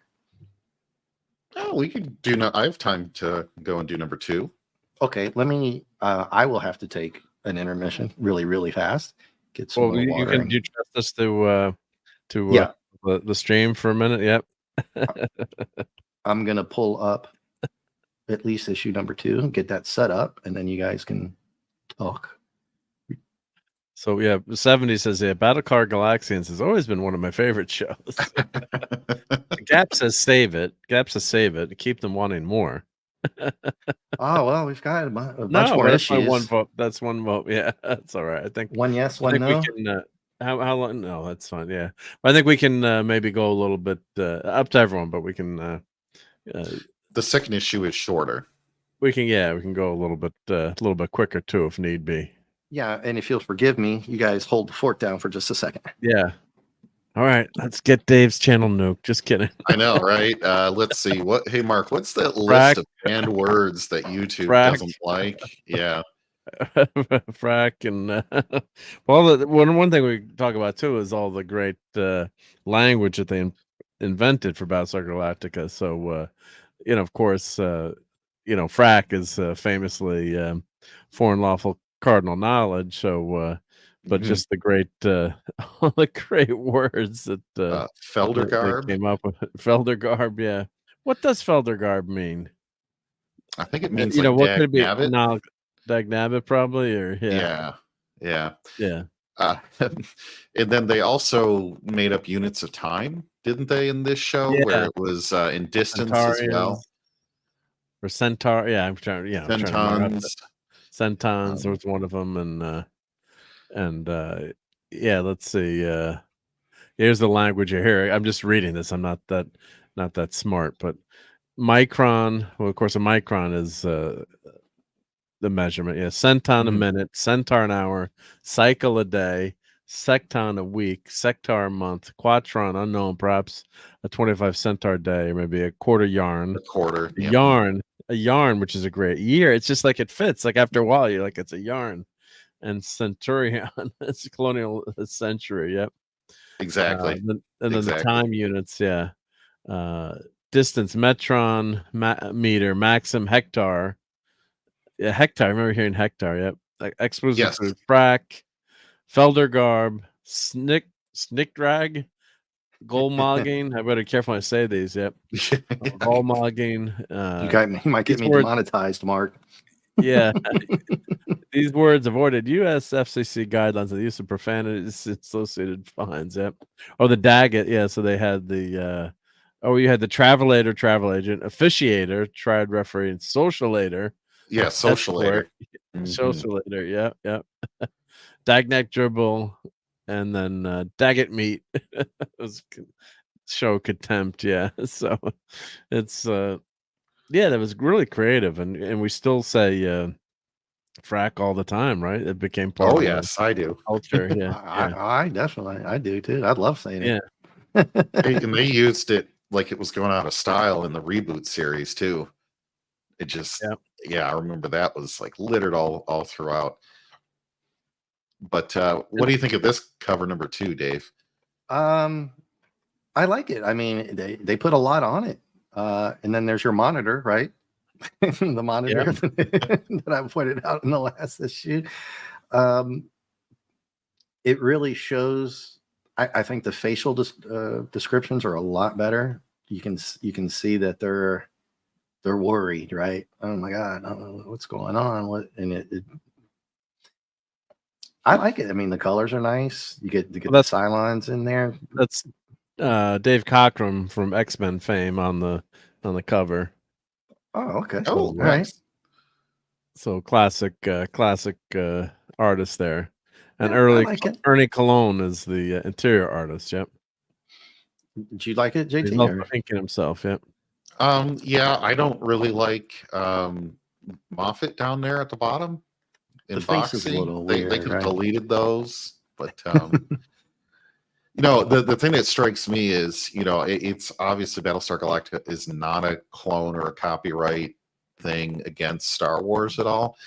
But darn it, they really like to push it when they put like a Rebel Alliance flight suit in orange and black, and then put Han Solo's jacket on the guy. I mean, it's like, could you make like any more half and half of Luke Skywalker and Han Solo, and put them right on the front cover? But yeah, and for Boxy and Moffat, it's obviously this is a bridge scene setup, right? I guess kind of. You've got, but I guess they're just trying to throw characters in there to keep you interested, right? Like Mark said, you got to have the kid in there, but it is a little out of place. And this particular scene seems a little out of place, but you get your Glenn Larson there, right?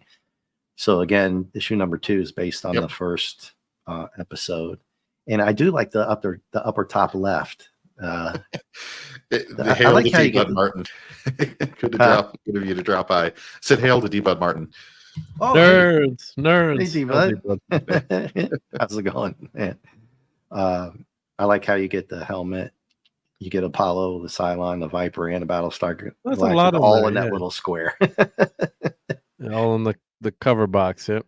Yeah, and then you get your credits that I had up already, and that's Stan Lee, and then who'd you say, Ernie Cologne? Yeah, there's the credits. Well, Stanley's not doing anything. He's just Stanley presents at this time. Yeah, he's in California on the beach. Yep, he's holding the comic book for you while you lay out in your beach chair, right? He's presenting it to you. Quintessential. Hold my beer. You guys do the work. Right, I'm the man, Stan now. Stan the man now, right? I'm just gonna put my name on everything. And the cover artist is not credited too. Now usually they do that on the interiors of a comic book, but yeah, I noticed that on the first one. Sometimes you can see you can see the artist's signature. Sometimes I don't know if you could see Cockrum's signature on that that cover, but no, I don't believe so. I don't see it on mine. Yeah, it's not there, but. This is Baltar, everyone. Probably one of the evilest guys around, right? Yep. I mean, and if you put everything in context, he has to be up there in at least the top 5. Yeah, of the worst of the worst. You could even debate top 1, but trying to bring the destruction of the whole human race. But a lot of people have done that in the comics, right? So, but this is a dude, regular jackass doing it. So, and the art here is pretty good because it's called Exodus. And I guess it's just telling everybody, look what's happening, and everybody's got to flee, right? They're fleeing. Mm-hmm. It's a good recap. It's a good recap, and this is some pretty good artwork. I wish Ironcaster I would say he would like this one too, right? I think he would have liked this one. Yeah, I'm guessing it would. Yeah. Yeah. But you get this one. I guess that's a Cylon up at the top, Cylon ship. They love the So we'll just go through this one really quick. The Cylons are. Sorry, he's printing CD labels. You still have CDs, mate? Come on. Don't you have audio tape at least, or? Yeah. Who's doing CDs? 70s? 70s, yeah. Nice. Yeah. Nice. I like it. Oh, come on, move up to Sony mini disc at least. You're cracking me. So the Cylons and Baltar have come down to the planet. Luckily, Adama and obviously they've already left. So this is the first time you see the back of the Cylons or anything really below the waist of the Cylons. Yeah. All of the scenes you've seen to date are in the ship, right? Yeah. And what else do you see in that little page? Well, I like this swooping shot of them flying through the valley really low. That's kind of a cool shot of that Cylon ship going Yeah, no, through that's there good. like that. A little perspective. They're on the planet, swooping around and stuff like that. But what else do you see in this Cylon shot you're talking about? It's Purple. like the rifle. Oh yeah. Oh yeah, that's right too. Yeah, yeah. Yeah, carrying the iconic rifle. I didn't notice that for like just till now. To be honest with you. And Baltar's bragging about how they killed everybody and stuff like that. So they're just kind of hanging around at the planet, admiring their work. And Baltar is just hanging out with the Cylons, and of course they've got to do the shiny stuff on the Cylons, right? Extermination, but we're nice and shiny. Yep. I kind of like it like they do that, but and then we go back up to the ships, and No, the ships in this cell are much more detailed than the opening shot that we got. That's why I was kind of pointing that out in the first comic, the very first page. I think, Mark, you were hopping in right at that point. The ships were very bland and just boxy, kind of coffin looking. I think Ironcaster was mentioning. These ships are very detailed, and I You like said them. boxy. Elder Garb. I did, didn't I? Yeah, I didn't which know is 70s. I'm interrupting again, but I didn't know 70s had finally launched his membership. So I'm joining now. So I'm on two places at once. So oh I'm nice. joining that 70s. Well, rock. you can link his channel if you want, Mark. Yeah. Let me put that in. Yeah. Oh, I got perks now. Very cool. I hope I get metric beer 70s. Yeah, link him in. I tried to do that stream elements thing where it automatically links people that I see in chats. I don't know how to do that. I have the bot, I think, right? But it doesn't do it for people. We have to give it permissions. You have to make it an admin or a moderator on your channel. Okay. The best thing to do is not to get too sidetracked, but I'm glad to help you with it. But what I did, I just watched YouTube videos of other people doing it. So it's like click here, click this, do that. Yep. Well, that's a bunch of Feldercarp, but anyway. Feldercarp, yep. And JT brings up an get a membership to here's 70s channel. So oh yeah, feel free to put whatever you want in the chat. It's all yours, dude. That's in there. Yep. You, JT, yeah. So it's interesting, JT, right? That they have the very detailed ships, 4 or 5 of them in such a small panel, but that splash page, and I didn't on that episode. Issue 1, you would have thought would have been the best Battlestar Galactica they could have had, right? Yes. Yep. And it was like half the tail back of it. It wasn't even half the ship, and it was the worst looking one. I believe this comic is 10 pages shorter than the other. So if they had the same amount of time per issue, they may have simply had more time to do some of the artwork. Who knows? Sure. It's only a guess, but well, I blame Shooter on that one, but anyway, it's not like I can call him up and talk to him about it. So Boomer and Starbuck are they're going out inspecting ships for just damage and solium leaks and stuff like that, but yet Starbuck's walking around smoking a cigar. And these are actual ships. I believe they're just going around like a power plant on the actual live action version. It does not look like a ship whatsoever. It just has pipes in the walls, but it's like a cement floor, and you're like, no, it's just a setup. I don't buy it. Yeah, the comic does it more justice here, actually. Yeah, it's a little better. Yeah, I guess on the show they're probably. I wonder if they're on a ship, actually, like a Navy ship or something for the show, or some like power, like Blake 7 was always in power stations, or right. Yep, right. Phantom. I would highlight that comment. I'm sorry, I can't highlight while I'm doing this. I mean, I could, but I would boomer it, so I'm not going to mess with it. But Phantom says, "Look, kids, a comic book character smoke cigar." That's like, no, right? Yeah. But that's why I played that clip before. He had a cigar in his hand. If you didn't notice, I probably played it too fast and didn't pause it. In the card game, right, the pyramid game, where he won a whole pot that he didn't get it because Cylons. But I like the interaction between the writing between the Boomer and Starbuck. They quit back and forth, and Boomer's always getting on Starbuck for getting them in trouble, and stuff, right? Yeah, there's Always. some good banter in here. Definitely. And Apollo's straight laced for the most part, right? And he gets on Starbucks, basically. And there's Boomer.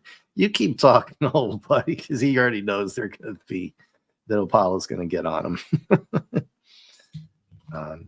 Now, I kind of we're going to get into the one character here soon that I quite couldn't remember from the show, from the TV show. Is that still true to character, right?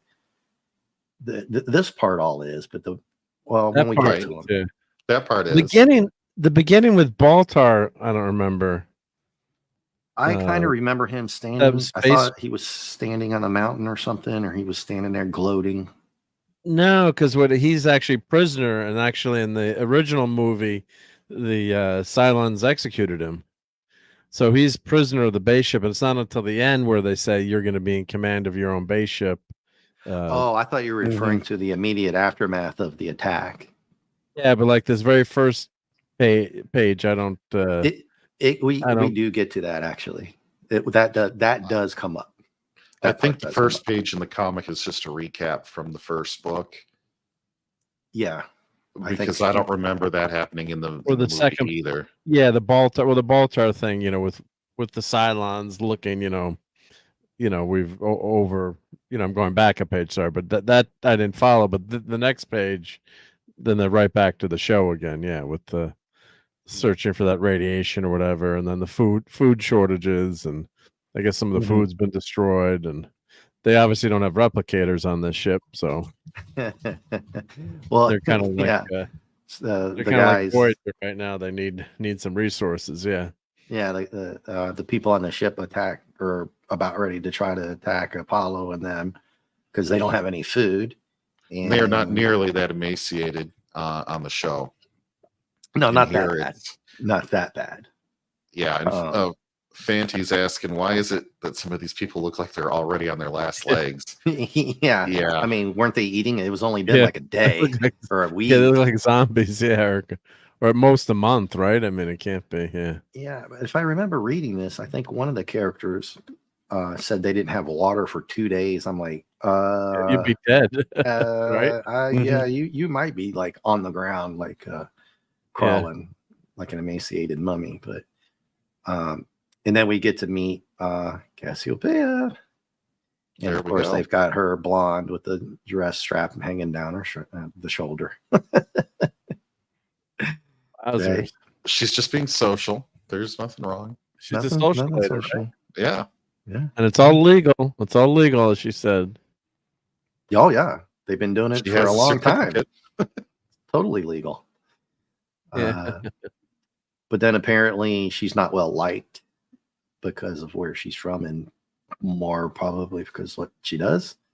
And they want to feed her to the Daggets, you dirty social later. Not the most tolerant folk, the Gemini's. Yeah, that one kind of feed her to the Daggets. Where's Boxy? Where's this Daggett? But anyway, although on the TV show she looks so respectful compared to modern day standards that you're like, why are you giving this lady a hard time? Yeah, right. Yeah. Well, she was high class at her. Yeah, she was the upper tier. Put it that way. Right. And then they're just trying to deal with the people here, but they come across this dude who says there's food on the Rising Star, and the other guys don't really pay attention to him, but Apollo, being a good dude, he's like, we're gonna follow up on that. So basically it's just like just going through talking, and Apollo's trying to figure out what's going on. He's getting the cold shoulder, he's getting irritated, and then of course Starbucks keeps talking, right? And there's Boomer kind of like, damn, we're gonna get another assignment. But hey, anyway, Cassiopeia jumps in, and a lot of exposition here too, right, JT? Trying to get it in. Yes. Mark, that's quite a bit comparatively speaking. Yeah, no, there's a lot. There's a lot of word balloons here, yeah, and there's no space fights yet. Give me my space fights, yep. Yeah. Yeah, Um, Dabman would be anxious for some pew pew by now. So Yeah. Yeah, I don't think he would like too much the second. I got to read the third one, but this part of the show is more trying to deal with the humanity of what they're dealing with out on the ships, right? Mhm. And Which makes sense, right? Yeah, you've got you're just well, I mean, like had a long time to evacuate, and you'd think maybe they would have MREs or more rations, but you don't know what time, emergency rations. well, they But I guess they would. also didn't know what was, weren't expecting this to Yeah, have to evacuate their planets either. So well, militarily speaking, they would have, Mark. yeah, There's no reason why the Galactica wouldn't have been stocked for at least a good year, for at least the amount of military personnel that they would have had stationed on it already and extra, Yeah. right? But then again, because how many ships are in the fleet? There's not a lot, unfortunately, right? Don't they say the number of ships? I mean, the new Battlestar, they had well, the there was number of one, people on there the was board, like they had survivors. They would always have number of survivors so as a maybe count. people on the lore in the chat can help us out. I want to say that there was one battleship for each planet, right? yes. Yeah. Mhm. Yeah, at least one. Yeah. But they had been at war for so long, I kind of backtrack on the rationing part to say maybe they didn't have as enough as I would think that they would have, right? Yeah. And maybe they didn't restock because of the whole peace thing. But then Adamo, I would have thought, probably knowing he was already in doubt about this whole thing anyway, would have stocked up. But Yeah. who's to say, right? Until we get to Jolly, and then we can go all out here. They say 220. If Google AI is correct, 220 ships led by Adama, commander of Right. Galactica, and they said that the series of 12 colonies built around 120 battle stars during their 1,000-year war with the Cylons. I thought it was 7,000 years, but yeah. So at one point, so they had 12. That makes sense. Yeah, 12, one for each colony. But you think they would have built a few more, right? Or I guess it takes all their effort to build one of those battle stars. But Oh, yeah, Yeah. I would say. And Gap's right. It's Cassiopeia, if I don't pronounce it right, but I said Pepea or something like that. yeah. But thank you. Appreciate that. Yeah. So can you, how many battleships were there? There was 12? Well, and 11 one one for says, each colony. one says 8, one says 12. I'm not a It's Battlestar Galactica 12. I expert. think it's 12. Yeah.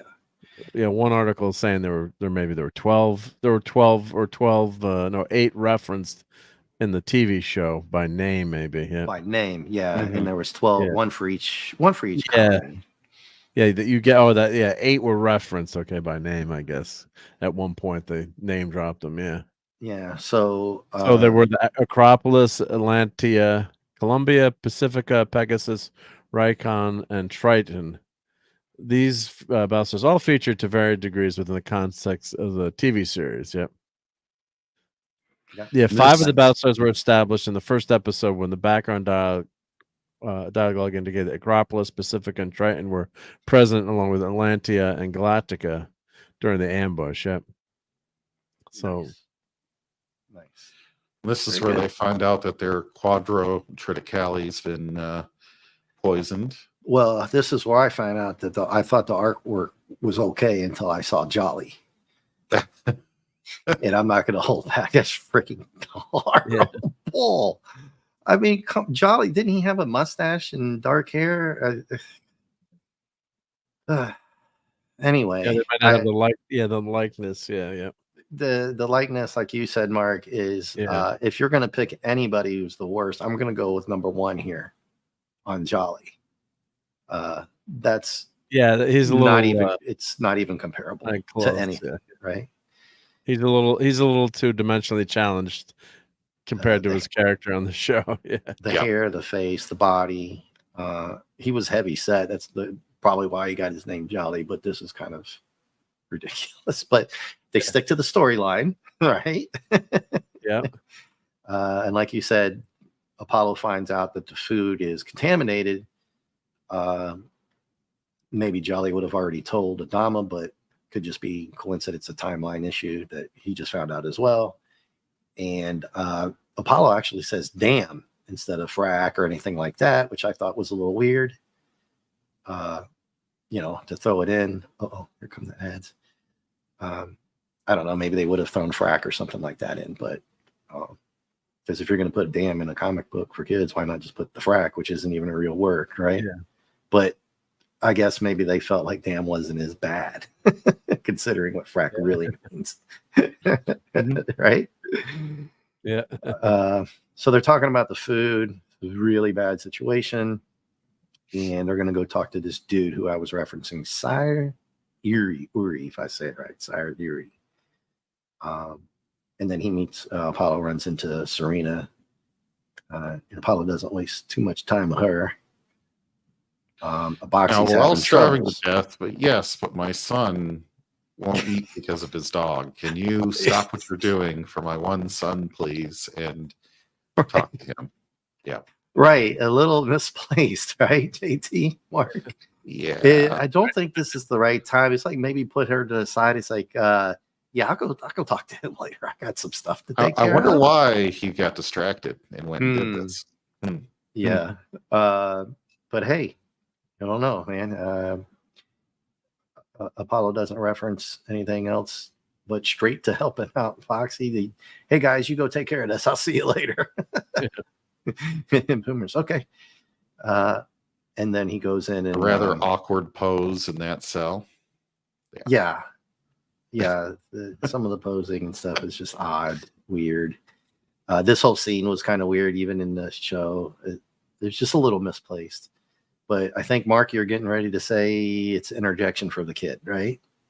Yeah, I mean it's supposed to be our, quote unquote, our point of view when we're that age, and it kind of gives, of course, love interest for Apollo there. So, that's how they work that way, where you've got, womanizer, Starbuck, is the womanizer, the rough and tumble guy, and Apollo is, the son of the commander and the responsible one, and he's going to be the family guy here. So, but it's not so bad, even though he's got to put up with Boxy. He's got Jane Seymour. So, although he's Phantom brought something up for the couple panels ago, which is very, very important plot line to the story, both in the show and in the comics. He said, because I can't answer the chat, but I can't see him. I have to go back and forth, so I can't really do it until I look over. Then I have to find it. So the fleet can only move as fast as the slowest ship, right, guys? Yep. Yeah, they say that in the show too. Yep. And that does come back to another brutal, sad part of the show. Now, I was a little, I don't know why they did this. If you go back up just a smidge back, sorry. Up, yeah, there you go.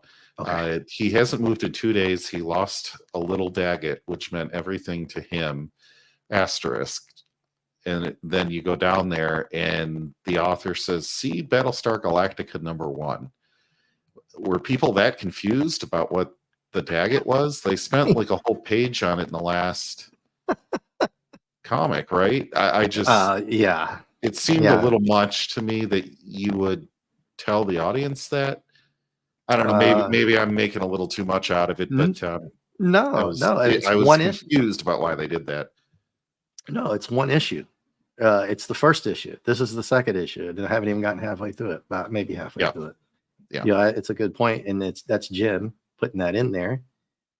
Mark, is that like a comic book thing? Was that a trending thing now? Then to say refer to? Oh yeah, you used to get that. The editor.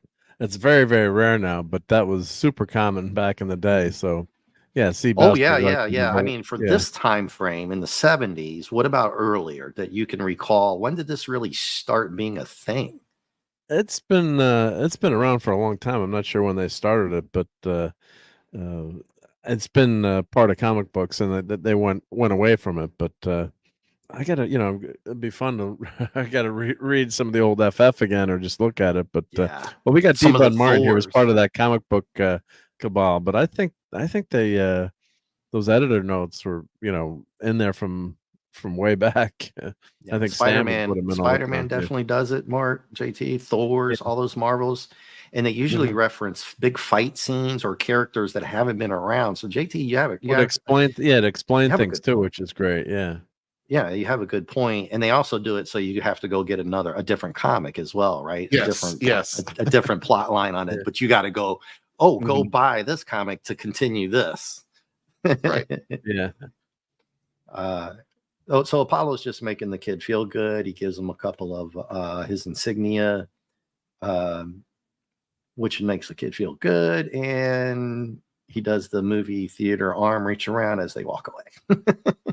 Yeah, they waste a lot of paper on this story in this book. Yeah, So yeah. But it's I think Mark's got it nailed down. It's all set up for future episodes, right? With the boxing, just a continuation of that character's plot line, whatever he's involved with. And I guess it's also because Apollo's going to be a stepdad sooner or later, right? Yep.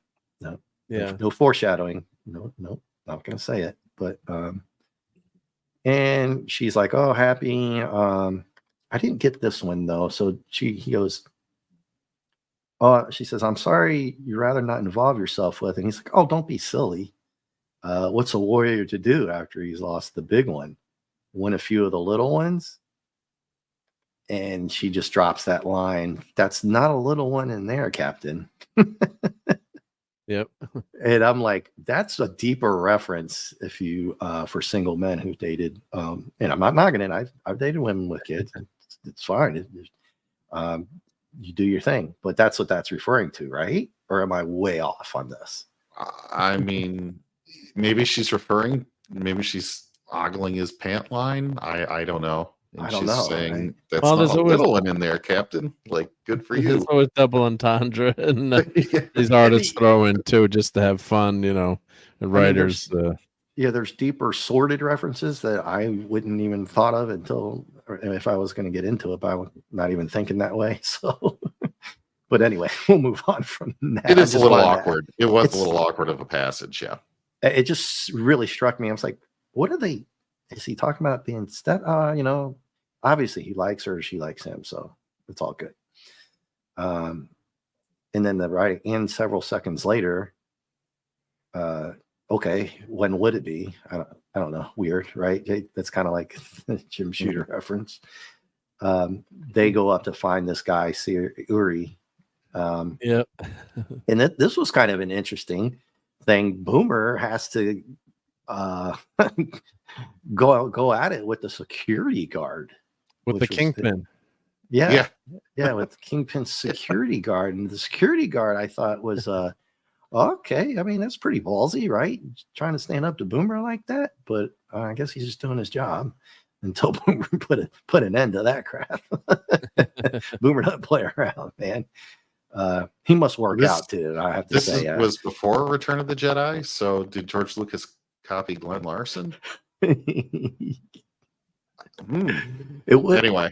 Well, how much time did they have? Now, this is a 79 comic, and Star Wars came out in 77, right, Mark? Guys? 77 was Star Wars. Yep. Yeah. Okay. So, but the series came out in 78. Anyway, that's a whole nother conversation we can do. But yeah, Boomer doesn't F around with this guy, and Apollo's like, "What the heck's going on?" And we go in there, and there you get Jabba the Hutt at the end of the table. I did that for you guys, by the way. And they're just chowing down with just an absolute smorgasbord, fiesta they got going on. And Apollo loses it here, man. He's pissed. Yeah. I'm gonna arrest your ass. And this guy's a politician and a schmoozer, conniver, and a overall jackass, Womanizer. Yeah, he's an overall bad guy. But Apollo says, "Sit down and shut up." So I was like, I'm in charge here. Yeah. Yeah. I think the show did it a little bit better. I think you get the sense of Apollo trying to shame Sire Uri a little more because he was, hanging out with these other women and like no remorse that his wife was deleted by the Cylons like 10 minutes ago. He, and that is just kind of brushed past here, not as well. Well, Yeah, I agree. it does get referenced, but very quickly. So that panel, Apollo takes that shot at him. Hey, does your wife share feelings about this? And then it comes out, like you were saying, JT, he did it on purpose, right? He left her ass down on that planet. Mhm. He didn't bring her up. And so they kind of finagle their way around this guy because Apollo was smart enough to throw the wife thing in there and burn him. But then the politics come in a little bit here, right? And Boomer and them are talking, and Boomer's like, without being too, critical, is the chance you overplayed your hand, which is really cool to see. The guys they know each other so well, they've been together for so long that they're able to talk to each other like that, especially in the military, right?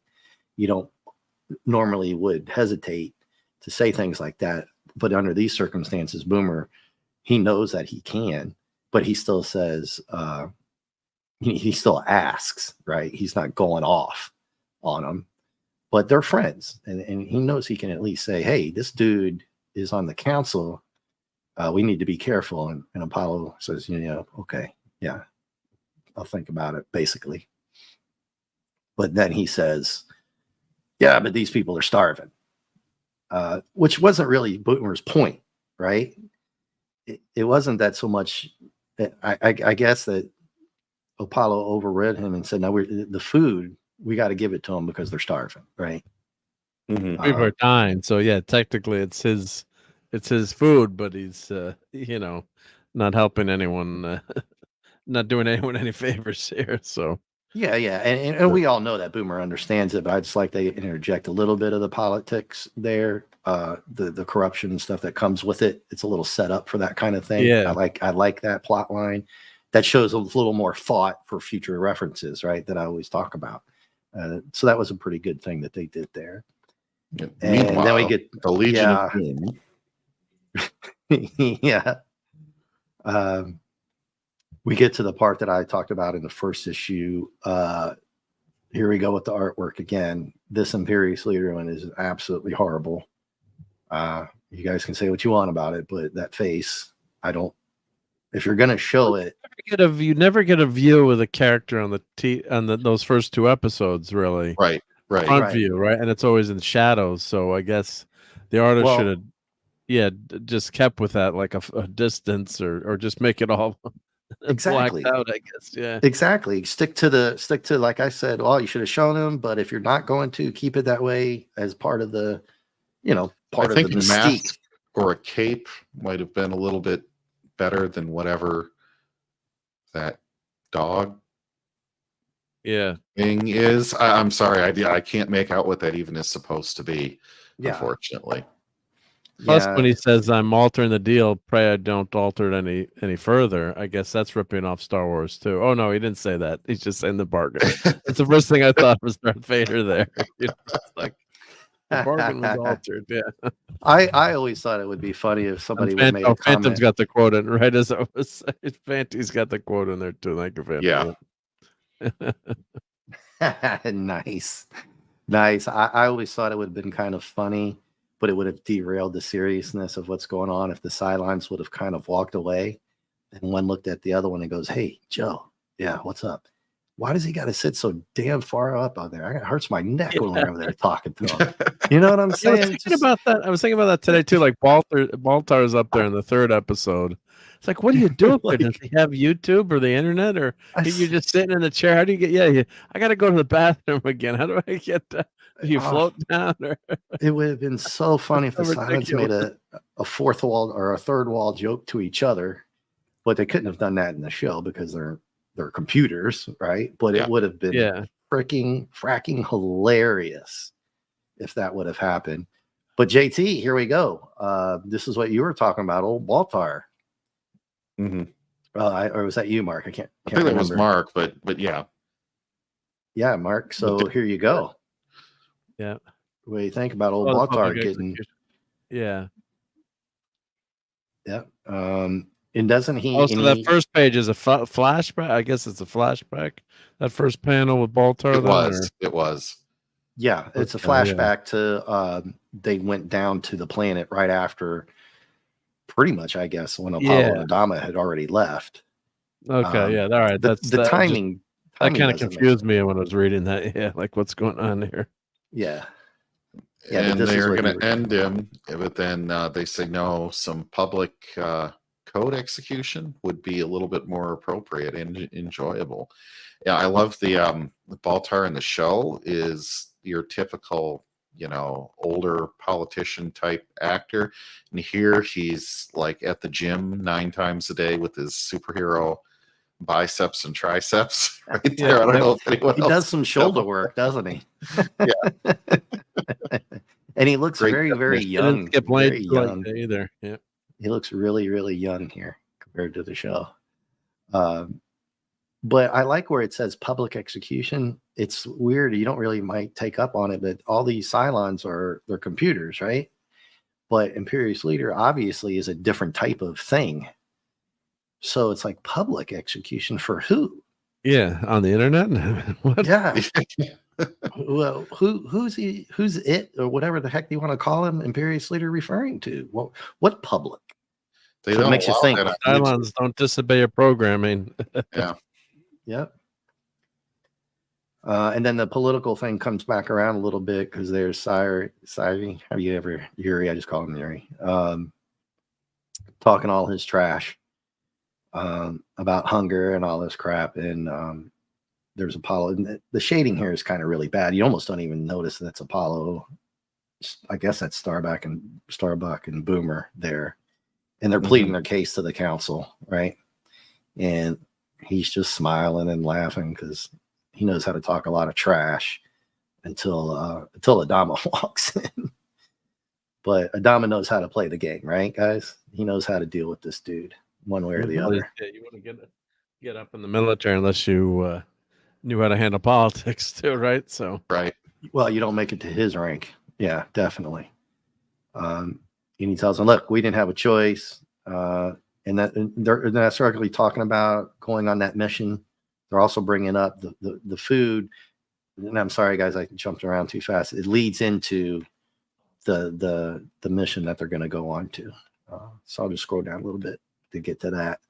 yeah, that Apollo, was a good moment by Apollo there, though I have to say, in that Yeah. handling that brief, and that they do a nice job of that on the show, because these guys are Apollo, Adama, and this counselor and enemies. So that was a good setup for what's to come. Yep.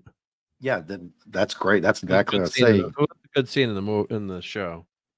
Yeah, well. it shows that Apollo can be he can talk in front of all these people, right? And he can handle himself. I wish because Adama was there, Colonel Ty was probably on the bridge, right? Because Adama has to be there. And then like you There's said, some Apollo creeper in the background. I don't know who that is. Do you notice that? What is that? I don't know. Yeah. It looks like from the movie Hereditary, if you've ever seen that. But anyway, the guy standing in the door, so creepy. So Apollo basically says, well, they're trying to get somewhere, and one place is closer, but it's 100% sure held over by the Cylons. The other one's way, way far. They can't get to it. But Apollo says we can get to it if we go through all this junk right here. Yeah, you can do it in less than 12 parsecs if you go this other way. Yeah. Yep. And so here's the thing with Starbuck and Boomer again. It's hilarious. So Starbuck's like, hey, the commander's right. Commander right. Apollo, he could the fleet couldn't do it through the narrow passage. And Apollo goes, oh, I agree, Lieutenant. Boomer already knows. Damn, man, sit down. Oh no, come on. Because he knows it's not that he's lazy. We know Boomer's a hell of a guy and a fantastic pilot. he just knows what Apollo was pointing out to everybody who hasn't read this or seen the show. They've got to go through this. It's like a radiation field with I don't know. It's right. Is that what it is, guys? Like a radiation some kind of field? radiation. It's like a dangerous way to go through. Yeah. With a bunch of mines and all the rest. Right. And mines at the same time. Right. It's like a horrendous thing they've got to go through. So that's why Boomer's like, oh, geez. Yeah. And then we're back to Boxy. Apollo's taking care of Boxy, getting him a new Daggett. Muffy. Which is actually, I'm sure people in the chat are fans of this, but there's actually a chimpanzee in that robot suit. So that's how they pulled off Daggett, and it looked pretty good. And of course, you had the special effects in, but it's actually a chimp in there, walking around and moving. So it's a trained chimp in there. Yeah, and I guess over the years, Daggett is not, Muffy 2 is not a favorite of a lot of people, but as a kid, I like that. 8 or 9. But I like that Daggett. Yeah, I like that Daggett. It's for the kids, and that's why, Mark, I think you've nailed this whole Boxy thing. But they spend 4 pages on this fracking pet. Yep. And here's a whole half a page here. The ones we had earlier. Yeah. Yeah. If you notice, this particular website doesn't do the the comic book page ads, which I actually wanted because I'm going to do a feature on those. Those were fun. I actually bought stuff from them before. I will do a stream on that, but I got to find a stream, an online store that will show them. So on the show, she does kiss him, right? Mm-hmm. Yeah. In this, they don't kiss. So you're left to imagine what she owed him there. Whatever. Well, when was the scene where Starbuck is with the Cassiopeia in the launch tube? That was that in the well, of course, that's coming up for that's in the show. Oh yeah. That's it. Yeah. Yeah. Is it in the comics, JT? Is it in the comic? I'm trying to remember. Because it has to be before episode 5 or issue 5, 4 or 5. I think he does, right? That was in the movie. That was in the movie. Or one of the first 3 episodes where, and then she she sets the steam clean. Pushes the steam button. Yeah, Athena does. Athena does. Yeah, it zaps them. Yeah, they left that out of the comics. Yeah. So Apollo's making all the right moves here, and of course he likes her, so it's all good. He likes her a lot, really. So, and then we go this weird where the monitor looks like a nuclear blast. Yeah, they're wearing glasses. I wondered why that looked weird, and you put your finger on it. That's hilarious. Yeah, so so I'll set up why Boomer was acting the way he was. So there it is, Commander. It's a Nova of, is that saying MAGA? Magadon. Yeah. Magadon. That's hilarious. We'll move on. I mean, that's a quinky dink, right? So a star field. Okay, so it's a Nova with a star field. I'm not a space person. Somebody can help me. I don't know if so bright, and at Apollo, Starbuck, and Boomer's cockpits will have to be sealed shut. We all seen the show for that, to prevent blindness. I have more than blindness, buddy. It's more to keep them from frying alive. They will navigate by scanners and sweep everything out of their paths. Okay, so that's why Boomer was like, oh, no. So, and then Athena's getting on Adama's ass for letting them do it, which, and I like the family interaction and stuff like that. And a little bit of nepotism going on the Battlestar Galactica here. You got Athena and Apollo, and of course, God bless Zach. All there. Well, right? Because militarily speaking, she wouldn't be talking to him like that, right? Yeah. If that wasn't the case. And would she be assigned? Would she be assigned to the ship? I don't know. I guess assigned to the ship. I guess to have a pull strings, or now it's different. Of course, all the other ships are gone. But she was on in modern day tales. you would not have that many family members assigned to one ship, especially like that, because that happened a long time ago in the war. The brother, I think they're called the Sullivan brothers. Please Sullivan forgive me. Brothers, World War II, yeah. And Yeah, then they the all 5 died. brothers that died on the ship. It's the whole thing for Saving Private Ryan. Yeah, right? that's what it's based on. Saving Private Ryan was the Sullivan brothers in the Navy. So, yeah, she wouldn't be talking to him like that if she was just some regular, I don't know, sergeant or corporal or whatever the ranks would be there. But she can get away with it because of the family issues. And there's the soapbox. Howard the Duck. Yeah, Dressed up as Iron Man. That's D. Bud Martin's very favorite suit of iron. I know, the Iron Duck. Hey, D-Bud, you still out there? Told me he's got JT 20 back in copies of time. that issue. The soapbox is talking about Steve let's Ditko and Spider-Man and stuff Yeah. like that. How Stan Lee created Spider-Man on his own without Ditko. The ones by yours truly and Steve Ditko. Yeah. Well, he gives him credit for bringing him back, right? Or does he give him credit to himself for bringing him back? Yeah, that's a good little article about Steve coming back to Marvel. Bringing the strips back. Yeah, we're talking about the strips. Yep. Yeah, the strip. Sorry. That were the Thank you. newspapers. Thank Yep. Yeah, and they talk about Daredevil, Defenders, Doctor Strange, all the good. And there's your Micronauts, Mark. There we go. The world's That's one of your- greatest. One of your favorites, right? For sure. Yep. The best Yep. ever. Yep. Yeah. Bill And Mint. follow Mark on his channel. Link yourself, man, because if you don't know Mark, he likes Micronauts, and he has a lot of cool stuff. Oh yeah. He knows comics, Oh, and yeah. Star Trek, and a lot of other things. And I always felt weird A that few things in this room. yeah, just a few. So they're getting ready to, smoking in their spacecraft. well, not just in the, but at the hangar deck with all the fuel and everything. JT, Yeah. it's like, come on. They have I giant mean- no smoking signs on like the aircraft carriers and stuff, like in the flight decks and stuff. Yeah, you would think that Apollo, being a straight-laced commander, getting ready to go on a horribly dangerous mission, right, would have looked over Yep. and said, "Can't you do that in the waiting room, man? What are you? Get the frack out of here!" Yeah, but they're very much more advanced in humanity, so their Yeah, gas I guess doesn't I- explode. Yeah. I guess their field is not combustible by actual fire. Although we know that's not true, but still, but that's his mystique, right? That's Starbucks mystique. Yeah. We're going on this mission. Damn it, I'm gonna talk trash a little bit and smoke a damn cigar. He's hotboxing himself out in space.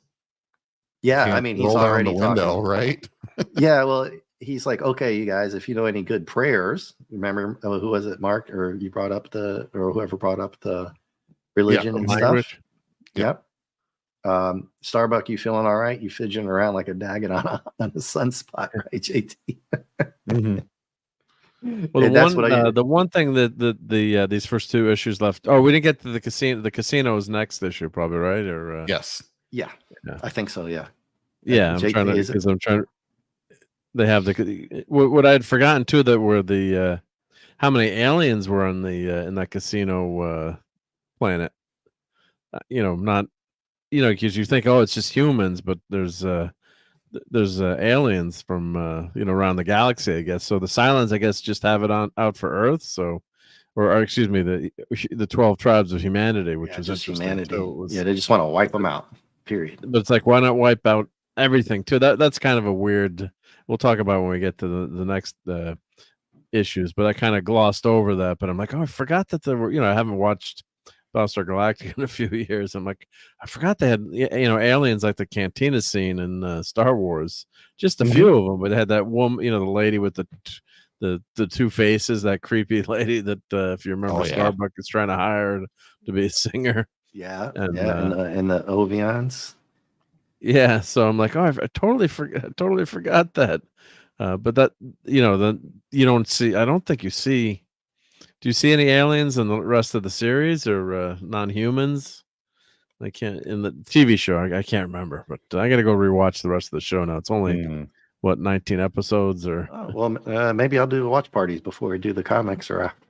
yeah. That's the I don't know how choice. far, I don't know how close the comics. I've never written all the read all the comics before. I have a few of them, but obviously these first few, follow the first few episodes. But I wonder, then they must veer off into new territory, assuming, because that'd be kind of boring too if they just follow the original run TV is show. only 23 though, Yeah. so it's Just not the the two longest seasons. run. Mm-hmm. The comics you're talking, right? Yeah. No, Yes. yeah. Is it 23 or And how many- 26?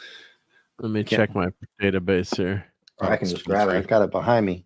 But I like the art on this last one. They closed this one out. 23, yeah. Mm-hmm. 23? Okay. 23, and they're all pretty affordable too. The most expensive one looks like $14.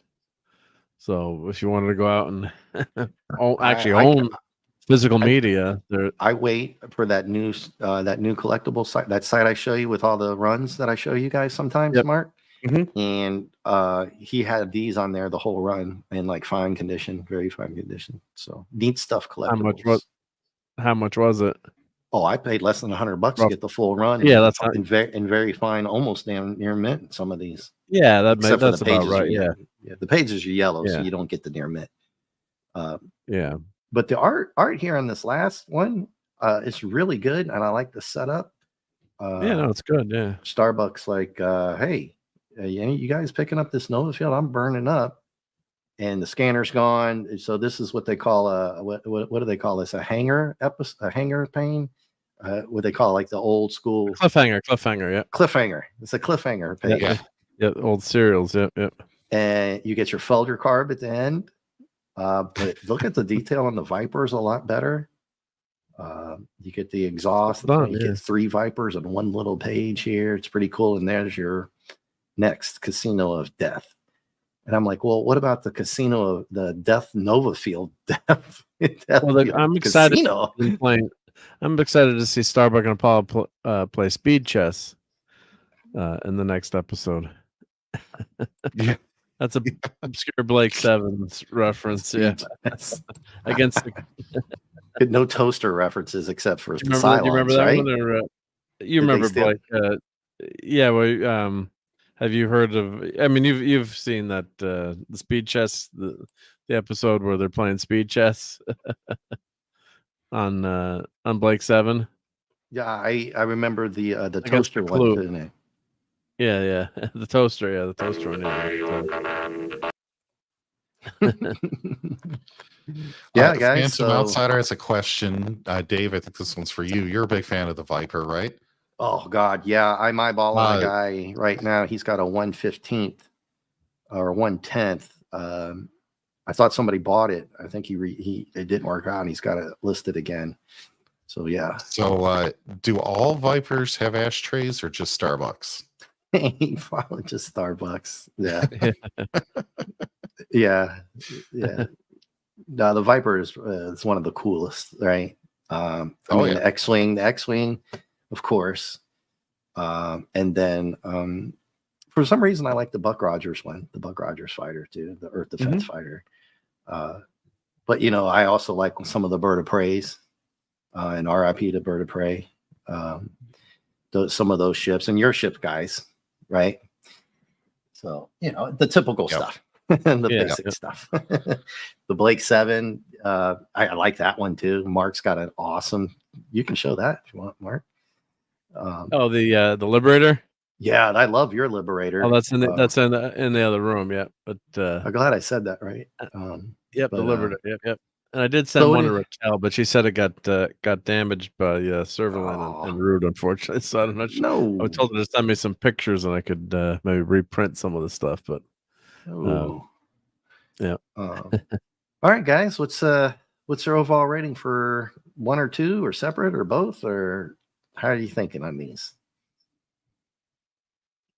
Well, I would just give. I'm sorry, jumping the gun there, but I would just give both. I give them both like A minus is B plus. I mean, they're both. It's almost like one story. I think it's both the same creative teams too, right? On these first two, let's see. Yeah, They did stick to the same. They didn't change up like that Morbius run I told you about from first Yeah, issue so straight to the Mackenzie second and third. Cologne and yeah, as the artist here. So yeah, I think some of the art is a little wonky on some of the pages, but for overall, it really does a great job of capturing the TV show, and it doesn't try to change anything or do anything crazy. So especially it's very fresh in my mind just watching the show and then reading the comic. It's pretty darn close, and I think it's a good way to introduce yourselves to the series. So I think we'll see if they do. Hopefully they do different stories with this versus just following the TV show exactly. We'll see, but yeah, it's been pretty good.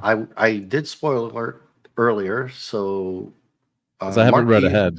You haven't read ahead? I haven't read ahead. No, yep. Well, JT, should I tell him or?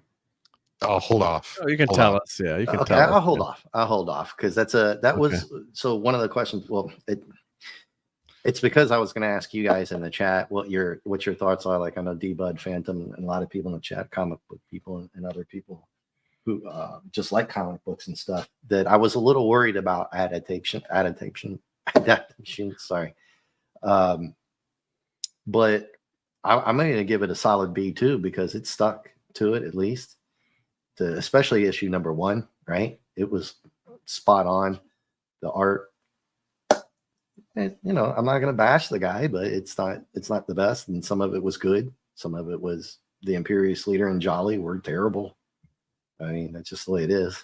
But I like the. I'm sorry. So you probably mentioned this too, JT. Like some of the layouts were a little bit weird. Right. They tried to follow the stories. But I think maybe you were going to do that, so I'll let you run with that. Oh, sure. Yeah, I was going to give the first one a B minus and the second a B plus because I think the difference in the art from the first to the second was that much better. I think some of that had to do with the length of the initial issue was just maybe a little bit too long for whatever deadline they had, and so. Like Mark was saying, the wonky kind of art choices and things like that. And the layout was just maybe not the best in some places. There were some backgrounds missing, just things that didn't feel quite as finished in the first one. I do think that the strength of this, like some others might be saying in the chat as well, is that this opening is a faithful enough adaptation to the original live action version that in the era without a cheap VCR recording or video on demand, that type of thing, if you missed it, who knows when it's coming back around on TV, you could pick these up and be conversant with somebody that's a big fan of the show. Yeah, I mean, or know what's going on at least, right? It's not like you could have just streamed it on Hulu in 1979. You know what I mean? Or go on YouTube and watch somebody pirating it until they get not caught. Without a TARDIS, right? Yeah, not without a TARDIS, right? and I guess the big question, I think your answers are going to be yes from what you've told me. And for me, it was when I ordered them, I was like, I want them because I'm a Battlestar Galactica fan. I hope they're just not too bad. But after the first 2 issues, when I tell myself, do I want to keep reading it? And it's a resounding yes. I absolutely want to keep reading it. And obviously I know that what goes on. So, and I won't say because Mark, I want Mark to read more. And for everybody who's still out there, maybe we'll do 3 and 4 next week. If you guys want to come on. Sure. I'll privately chat you guys later. I know that on the 25th, I might be doing something with maybe you guys and Nick. I'm hoping to do a cartoon and anime voice stream. Who's your favorite person? Who's one's been around forever? And I think Nick said he was available on the 25th, which is a Wednesday. But we'll see how that works out. Maybe I can talk him into a different day. But that sounds like it'll be huge. Yeah, that's going to be huge, dude. I plan on 4-hour stream for that at least, man. Because if you think of all the people, I can name 4 or 5 people right now. I got Harry Oz, Patrick Warburton, Clancy, Kevin Conroy, Tara Strong. That's what 4 or 5 right there. The Transformers guys. But I'm talking your top favorites, and you just go at it for a couple hours talking about those people. I think it'll be fun, and maybe can't really show the clips, right? Because you can do a little. No, you can anything under 10 seconds. I've usually been pretty safe with. Okay. Especially with no music. Yeah, well, all the Star Wars and all the clips I've done. I mean, there's no hard and fast rule of thumb, but usually if you keep them 10 seconds is my goal. And then I've never had any problem with anything that's 10 seconds or less. Okay, well, I'm not monetized, so I wouldn't really care. I just would love to keep that stream up. And the only thing they do is just claim you too. Yeah, they're not going to stop this. It's only when you start playing along, you get 10, 20, 30 seconds, and like then my Ice Pirates one. Yeah, if anything less than 10 seconds, you're good. Yeah. Anything else you guys want to add about how any other ones you've experienced, Mark, the TV shows or movies, JT, that you've read or come across? You're talking Galactica stuff, or you're talking and anything in general that like Star Trek, obviously, right? You've done the Star Trek with Clobber and Times and Raquel on your shows back then. Well, I just posted a link to my review of some vintage Mattel Battlestar Galactica toys, which is one of my earliest videos. Did you read the original Star Trek comics in the Star Wars run? Yeah, I mean, I read a lot of them, and there's so many. Yes, but I read them as a kid. I haven't read them all, but read a lot of them. Yep. Even like Transformers goes to like 80, doesn't it? Doesn't it have like 80 of them? I know Transformers comics. Yeah. You have those?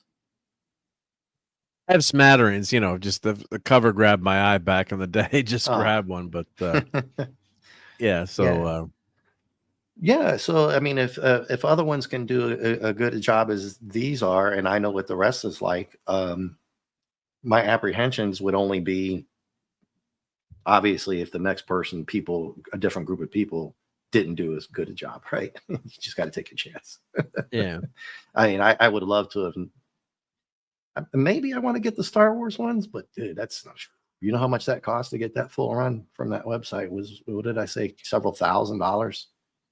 Well, now they've really gone up in value. For years, you get those Star Wars comics cheap back in the day, but especially the first issues. Yeah, they were first 10 or whatever, but they used to be like, $10, whatever, but they skyrocketed in value. Yeah.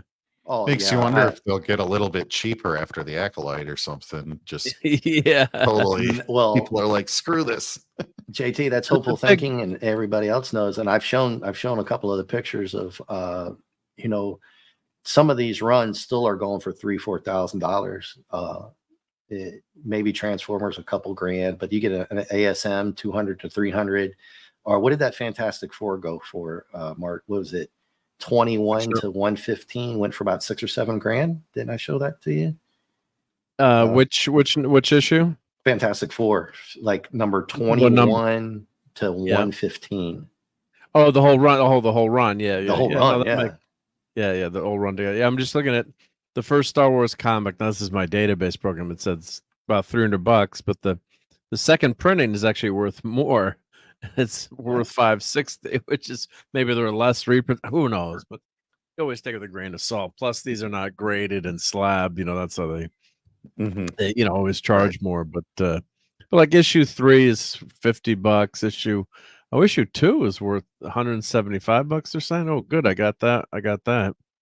But that one took off. But I bought these because I loved them as a kid. So I've got a pretty good run, not a great run of Star Wars comics, a decent one, but the later ones you can, they're not $8, $10, but you got to go buy them all together. Plus, it's conditioned too. Like sometimes you just buy what's called a reader copy, right? Yeah, just reader copy, just for fun.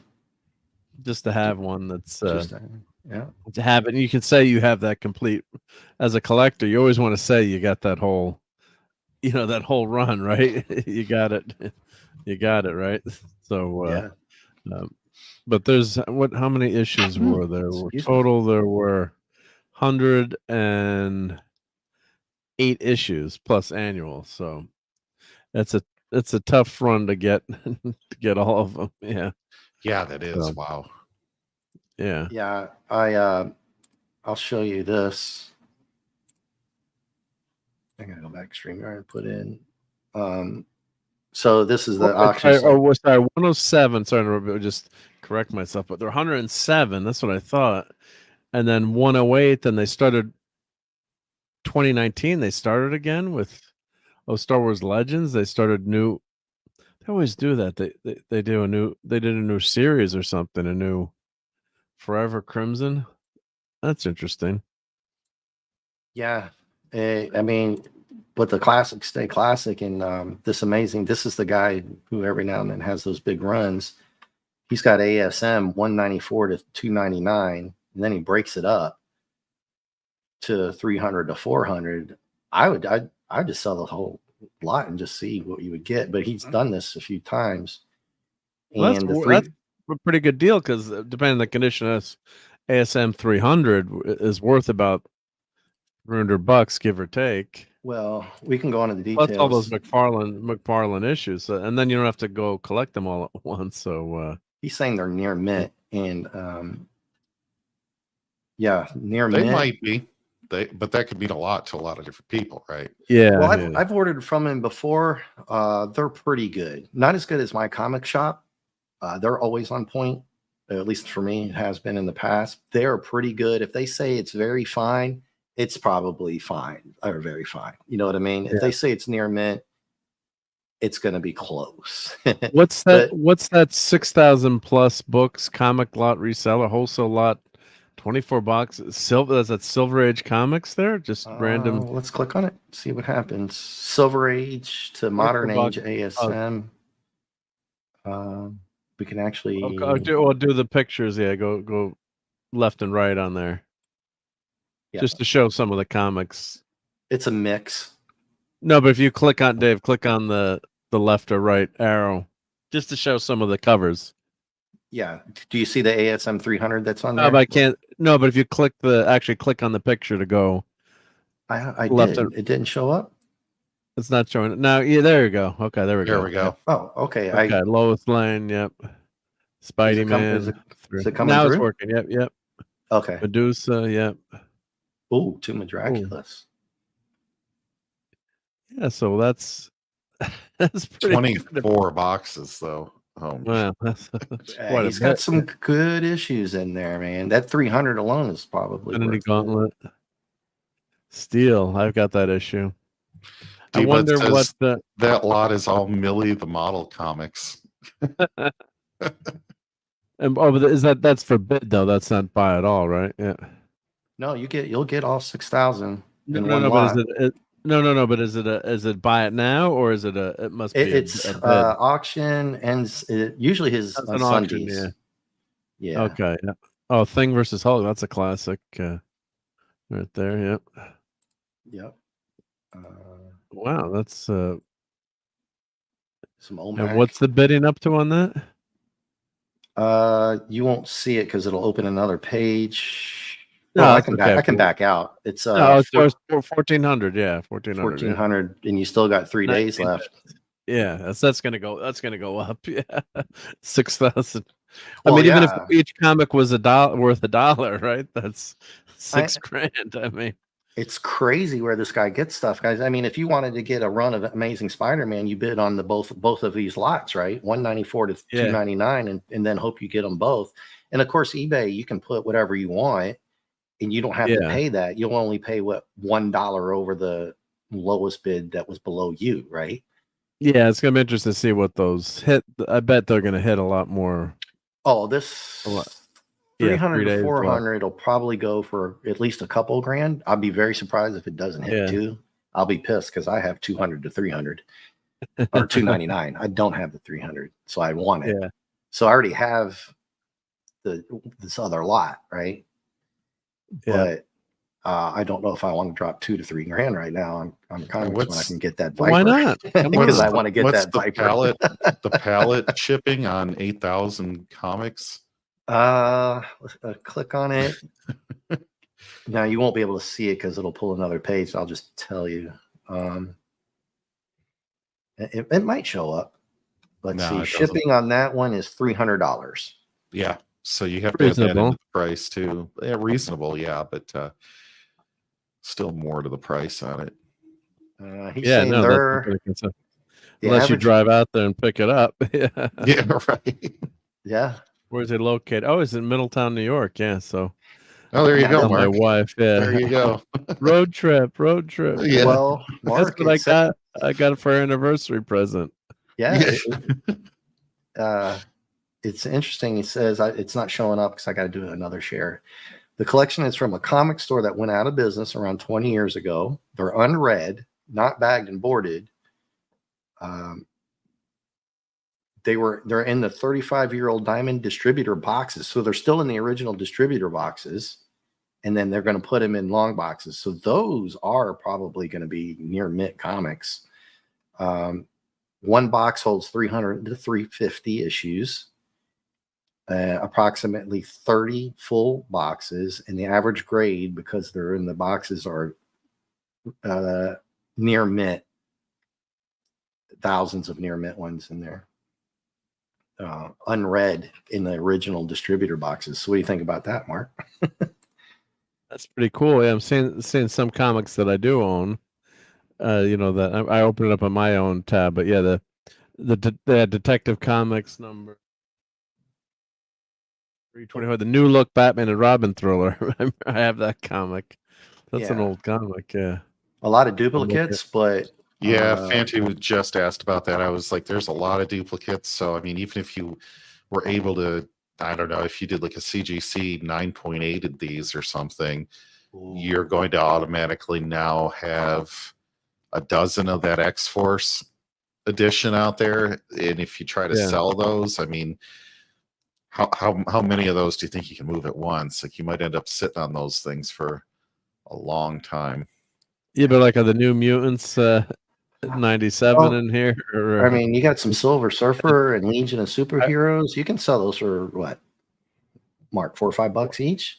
Yeah, well, I wonder if they went through and looked for first appearance of Deadpool, say, or something, or Jeez, because yeah, that can't be like, is that in here? They went through and laid them all that's out. later. That's later, I guess. Yeah, Yeah, it's quite a collection. It's like become an instant comic book collector. Yeah, you buy this and you're there. mean, Yeah, they've got an Avengers 16 through 92. That's a low count. That's a low issue count. 16. That's not bad, right? No, yeah. It all goes down to condition, but yeah. It's anyway, it's interesting stuff. Yeah. Yeah, this one has a lot of the different ones, like you were saying. The 6,000 one looks almost better because they don't have double issues. You've got a lot of cool stuff on there. But let me back out of that. And there you go. Have at it. Enabling it. Yeah, just a little bit. Yep. Well, guys, that was awesome. I think we'll wrap it up unless you got anything else you want to add or plug away, Mark. Well, sure. Thank you for having me on. And link Thank yourself. everyone in the chat. Yep, I got my link. Yeah, my link is. I think everyone here knows. We're all the same. We're all not that is wrong with it, but I don't see anyone that I don't recognize here. So I'm assuming everyone's subbed to all of us here. But yeah, thanks. Thanks, everyone. It was a lot of fun, and it was fun to watch. I was doing work today, and I'm like, then my lunch break, I'm like, let me watch some Battlestar Galactica, and then I just kept it on my second monitor to watch. And yeah, these are good comics. And well, the first few were good, I thought. So we'll see how it goes down the road. But yeah, no, it's been fun hanging out with you guys, and good to see Ironcaster again. So yeah, it's great classic show. And the remake is controversial. If you go back and watch Clobber and Tom's New Year's Eve special or Christmas, New Year's Eve or Christmas last year with our good dearly departed friend, also Cardinal Sin, trying to get Clobber and Toms to watch the new Battlestar. To watch the new. Oh, I was, yeah. yes. And when then we were and, I was and either Cardinal watching was that getting or more and on more that. trash too. He was drinking a lot, so I kept was drinking, and it was trashed. New Year's, yeah, and it was He and then I was finally came on trashed. to save him, and Mike later, I can say this now, but he's like, you know. I wanted to kill Cardinal. He loved him, but he's like, I'm not watching the fracking new Battlestar Galactica, which is I'm like, stick to hysterical. your guns. Stick to your guns, man. Don't Yeah, give in. Don't give in. And like then at the end, I'm like, but I got you Battlestar Galactica, the new one, DVDs for Christmas. It's like I'll burn them, but just teasing him. But yeah, no, but it's I do love the reimagining because they went in new directions. But there's a charm to that first Battlestar Galactica that's can't be replicated. That's really just classic, 70s, early 80s TV. So yeah, it's Yeah, and I thought that's the another new version 3-hour went off debate, right? the new version I thought went off the wall, and I don't think It did. of course there's so many more episodes, but I think it was dragged out a little bit too long and in some Right. ways. And but the best part of that series too was the pilot, and then the episode 33 was an all-time great episode of the new BSG, and I think this movie is just is great too. So Yeah, well, maybe the original, maybe next week, if you guys are sticking to the same times and can come on next Wednesday at 9. I shall try to be there from around. If I don't have a meeting, let's see what's next Wednesday. It's the 11th, right? Yep. Yeah. I should be able to make it. Yep. Or let me know if you want a different day. I know JT, you cannot do Thursdays and Saturdays, and Mark can't do Correct. Tuesdays. Yep. Definitely not Tuesdays and Fridays. Is that you, Mark? Fridays? Well, Fridays typically not Fridays, yeah, because that's family night. Sometimes I can do it Tuesday. It depends on the week. Yeah. Okay. Monday is Scouts. Yeah. Well, yeah, but don't Tuesday because of Nick's join the show if I'm. Oh yeah. Oh, Toxic Tuesday. That's right. I'm forgetting. If we do it early, he didn't do Toxic Tuesday this week, right? Yeah, there's no Tuesday this week. Yeah, that's right. Yeah. So I missed that, or I could have done something. Brain damage. Yeah. I sat around. I was like, oh, I'm not going to do anything tonight. And then I was like, oh man, I could have stuck something in. Yep. And then I had a nightmare. Like, was it really Toxic Tuesday? And I missed it. Well, Nick actually got my phone number, so he can call if something's Are you going to show up tonight? You got the slideshow, right? Yeah. All right. Well, the game plan is 9:00 next week, 3 and 4, or definitely at least 3. And maybe I'll do a watch party for whoever wants to join me. That's going to be like at 7, because I think that first run episode is 2 hours, if I'm not correctly wrong. I have it downloaded, but or you can split into three episodes. Yeah. But with the syndication, they did 3 different episodes. Yeah. I was trying to DVD burn it or convert it down into my PC, and it's just weird doing it like that. But I did snag at least the first 2 hours, so maybe I'll do that just for fun, like at 7, or and whoever can join. But for everybody in the chat and you guys, if you have a different day, I'm free whenever, unless I plan something else. So just let me know if you want to change it, but we'll plan it for next Wednesday, the 11th at 9 for 3 and 4 for everybody. It was awesome. It went really well. And let's thank D-Bud, Phantom, and Ironcaster for coming on. I think Tina came on, and Lady V, Gap After Dark, and did I say D-Bud? That 70s show. I hope I didn't miss too many people. Just going back as far as at least along the 70s rock fan. The 70s show. What did I say? The 70s show? Yeah, you did. Sorry. Well, they're both good. They're both great shows. 70s both rock fan and that 70s show. Yeah. That 70s rock fan. Sorry about that. If you're still out there, man. Decepticon 77. Yep, and Decepticon 77. There he is. J-Man. And J-Man. J-Man was here. Yep, and And Dream whoever on. else is out there, thanks for. Sorry if I didn't mention you. Yeah, it's a little weird. I have the other computer, but it's so far over. J-Man showed me how to. You gotta get two. You gotta get two monitors. Two monitor. Well, you remember I used to have the Roku, right? So I could see it, but the Roku's way over here because of my lighting. The lighting's not too bad. I'm enabling. Just buy a second monitor. Yeah, I think I will, and I'm gonna put it right here up on the thing or right next to me. Or plug it into your. You're using a laptop to stream, or yeah, just plug it into your laptop, and then you can. That way when you're. What I always do is put my stuff on the left monitor to share, and then the right monitor is the chat and everything, and the controls and everything else. So yeah, that's my because you know, or whoever's done this, like JT.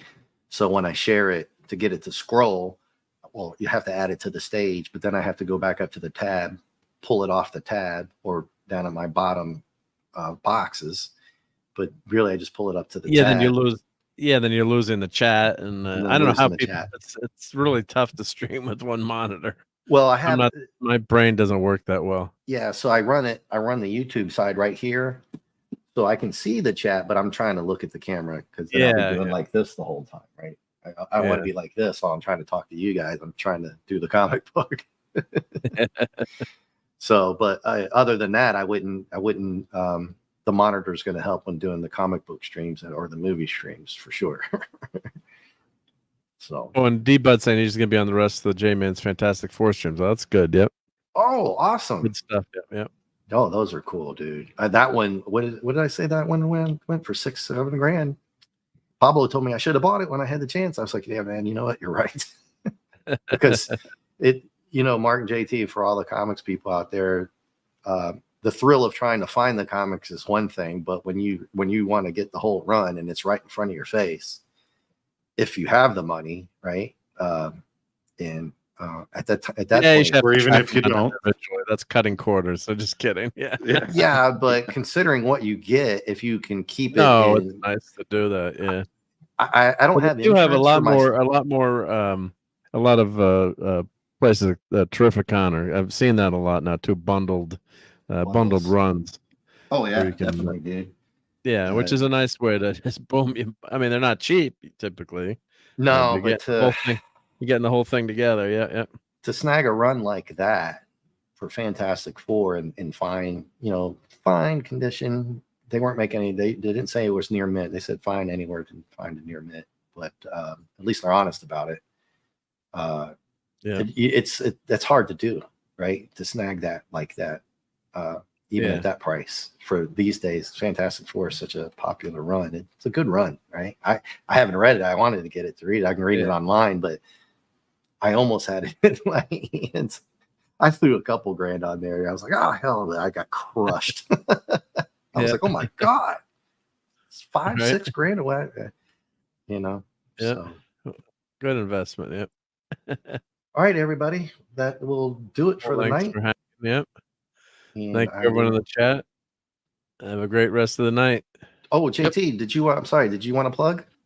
I will be hanging out with Dadman from time to time, but I will also be on Mark D with the C's channel on Late Night Fortnite, assuming we do that this Friday. Any Star Trek stuff you got coming up? You want to put in the link? We still got 5 people. And I will be on Admiral Teagues on Saturday evening at 9:30 p.m. on his channel as well. So yeah, nice. All right, but that's it. Thank you. Yep, Sunday Night Geeker. Everyone knows that one. Yep. Yeah. Oh, that's right. Sunday night with Mark and eat before you watch that show. Yep, with a lot of you'll be picking out. All right, guys. See you later. Take care, everyone. Bye. Have fun.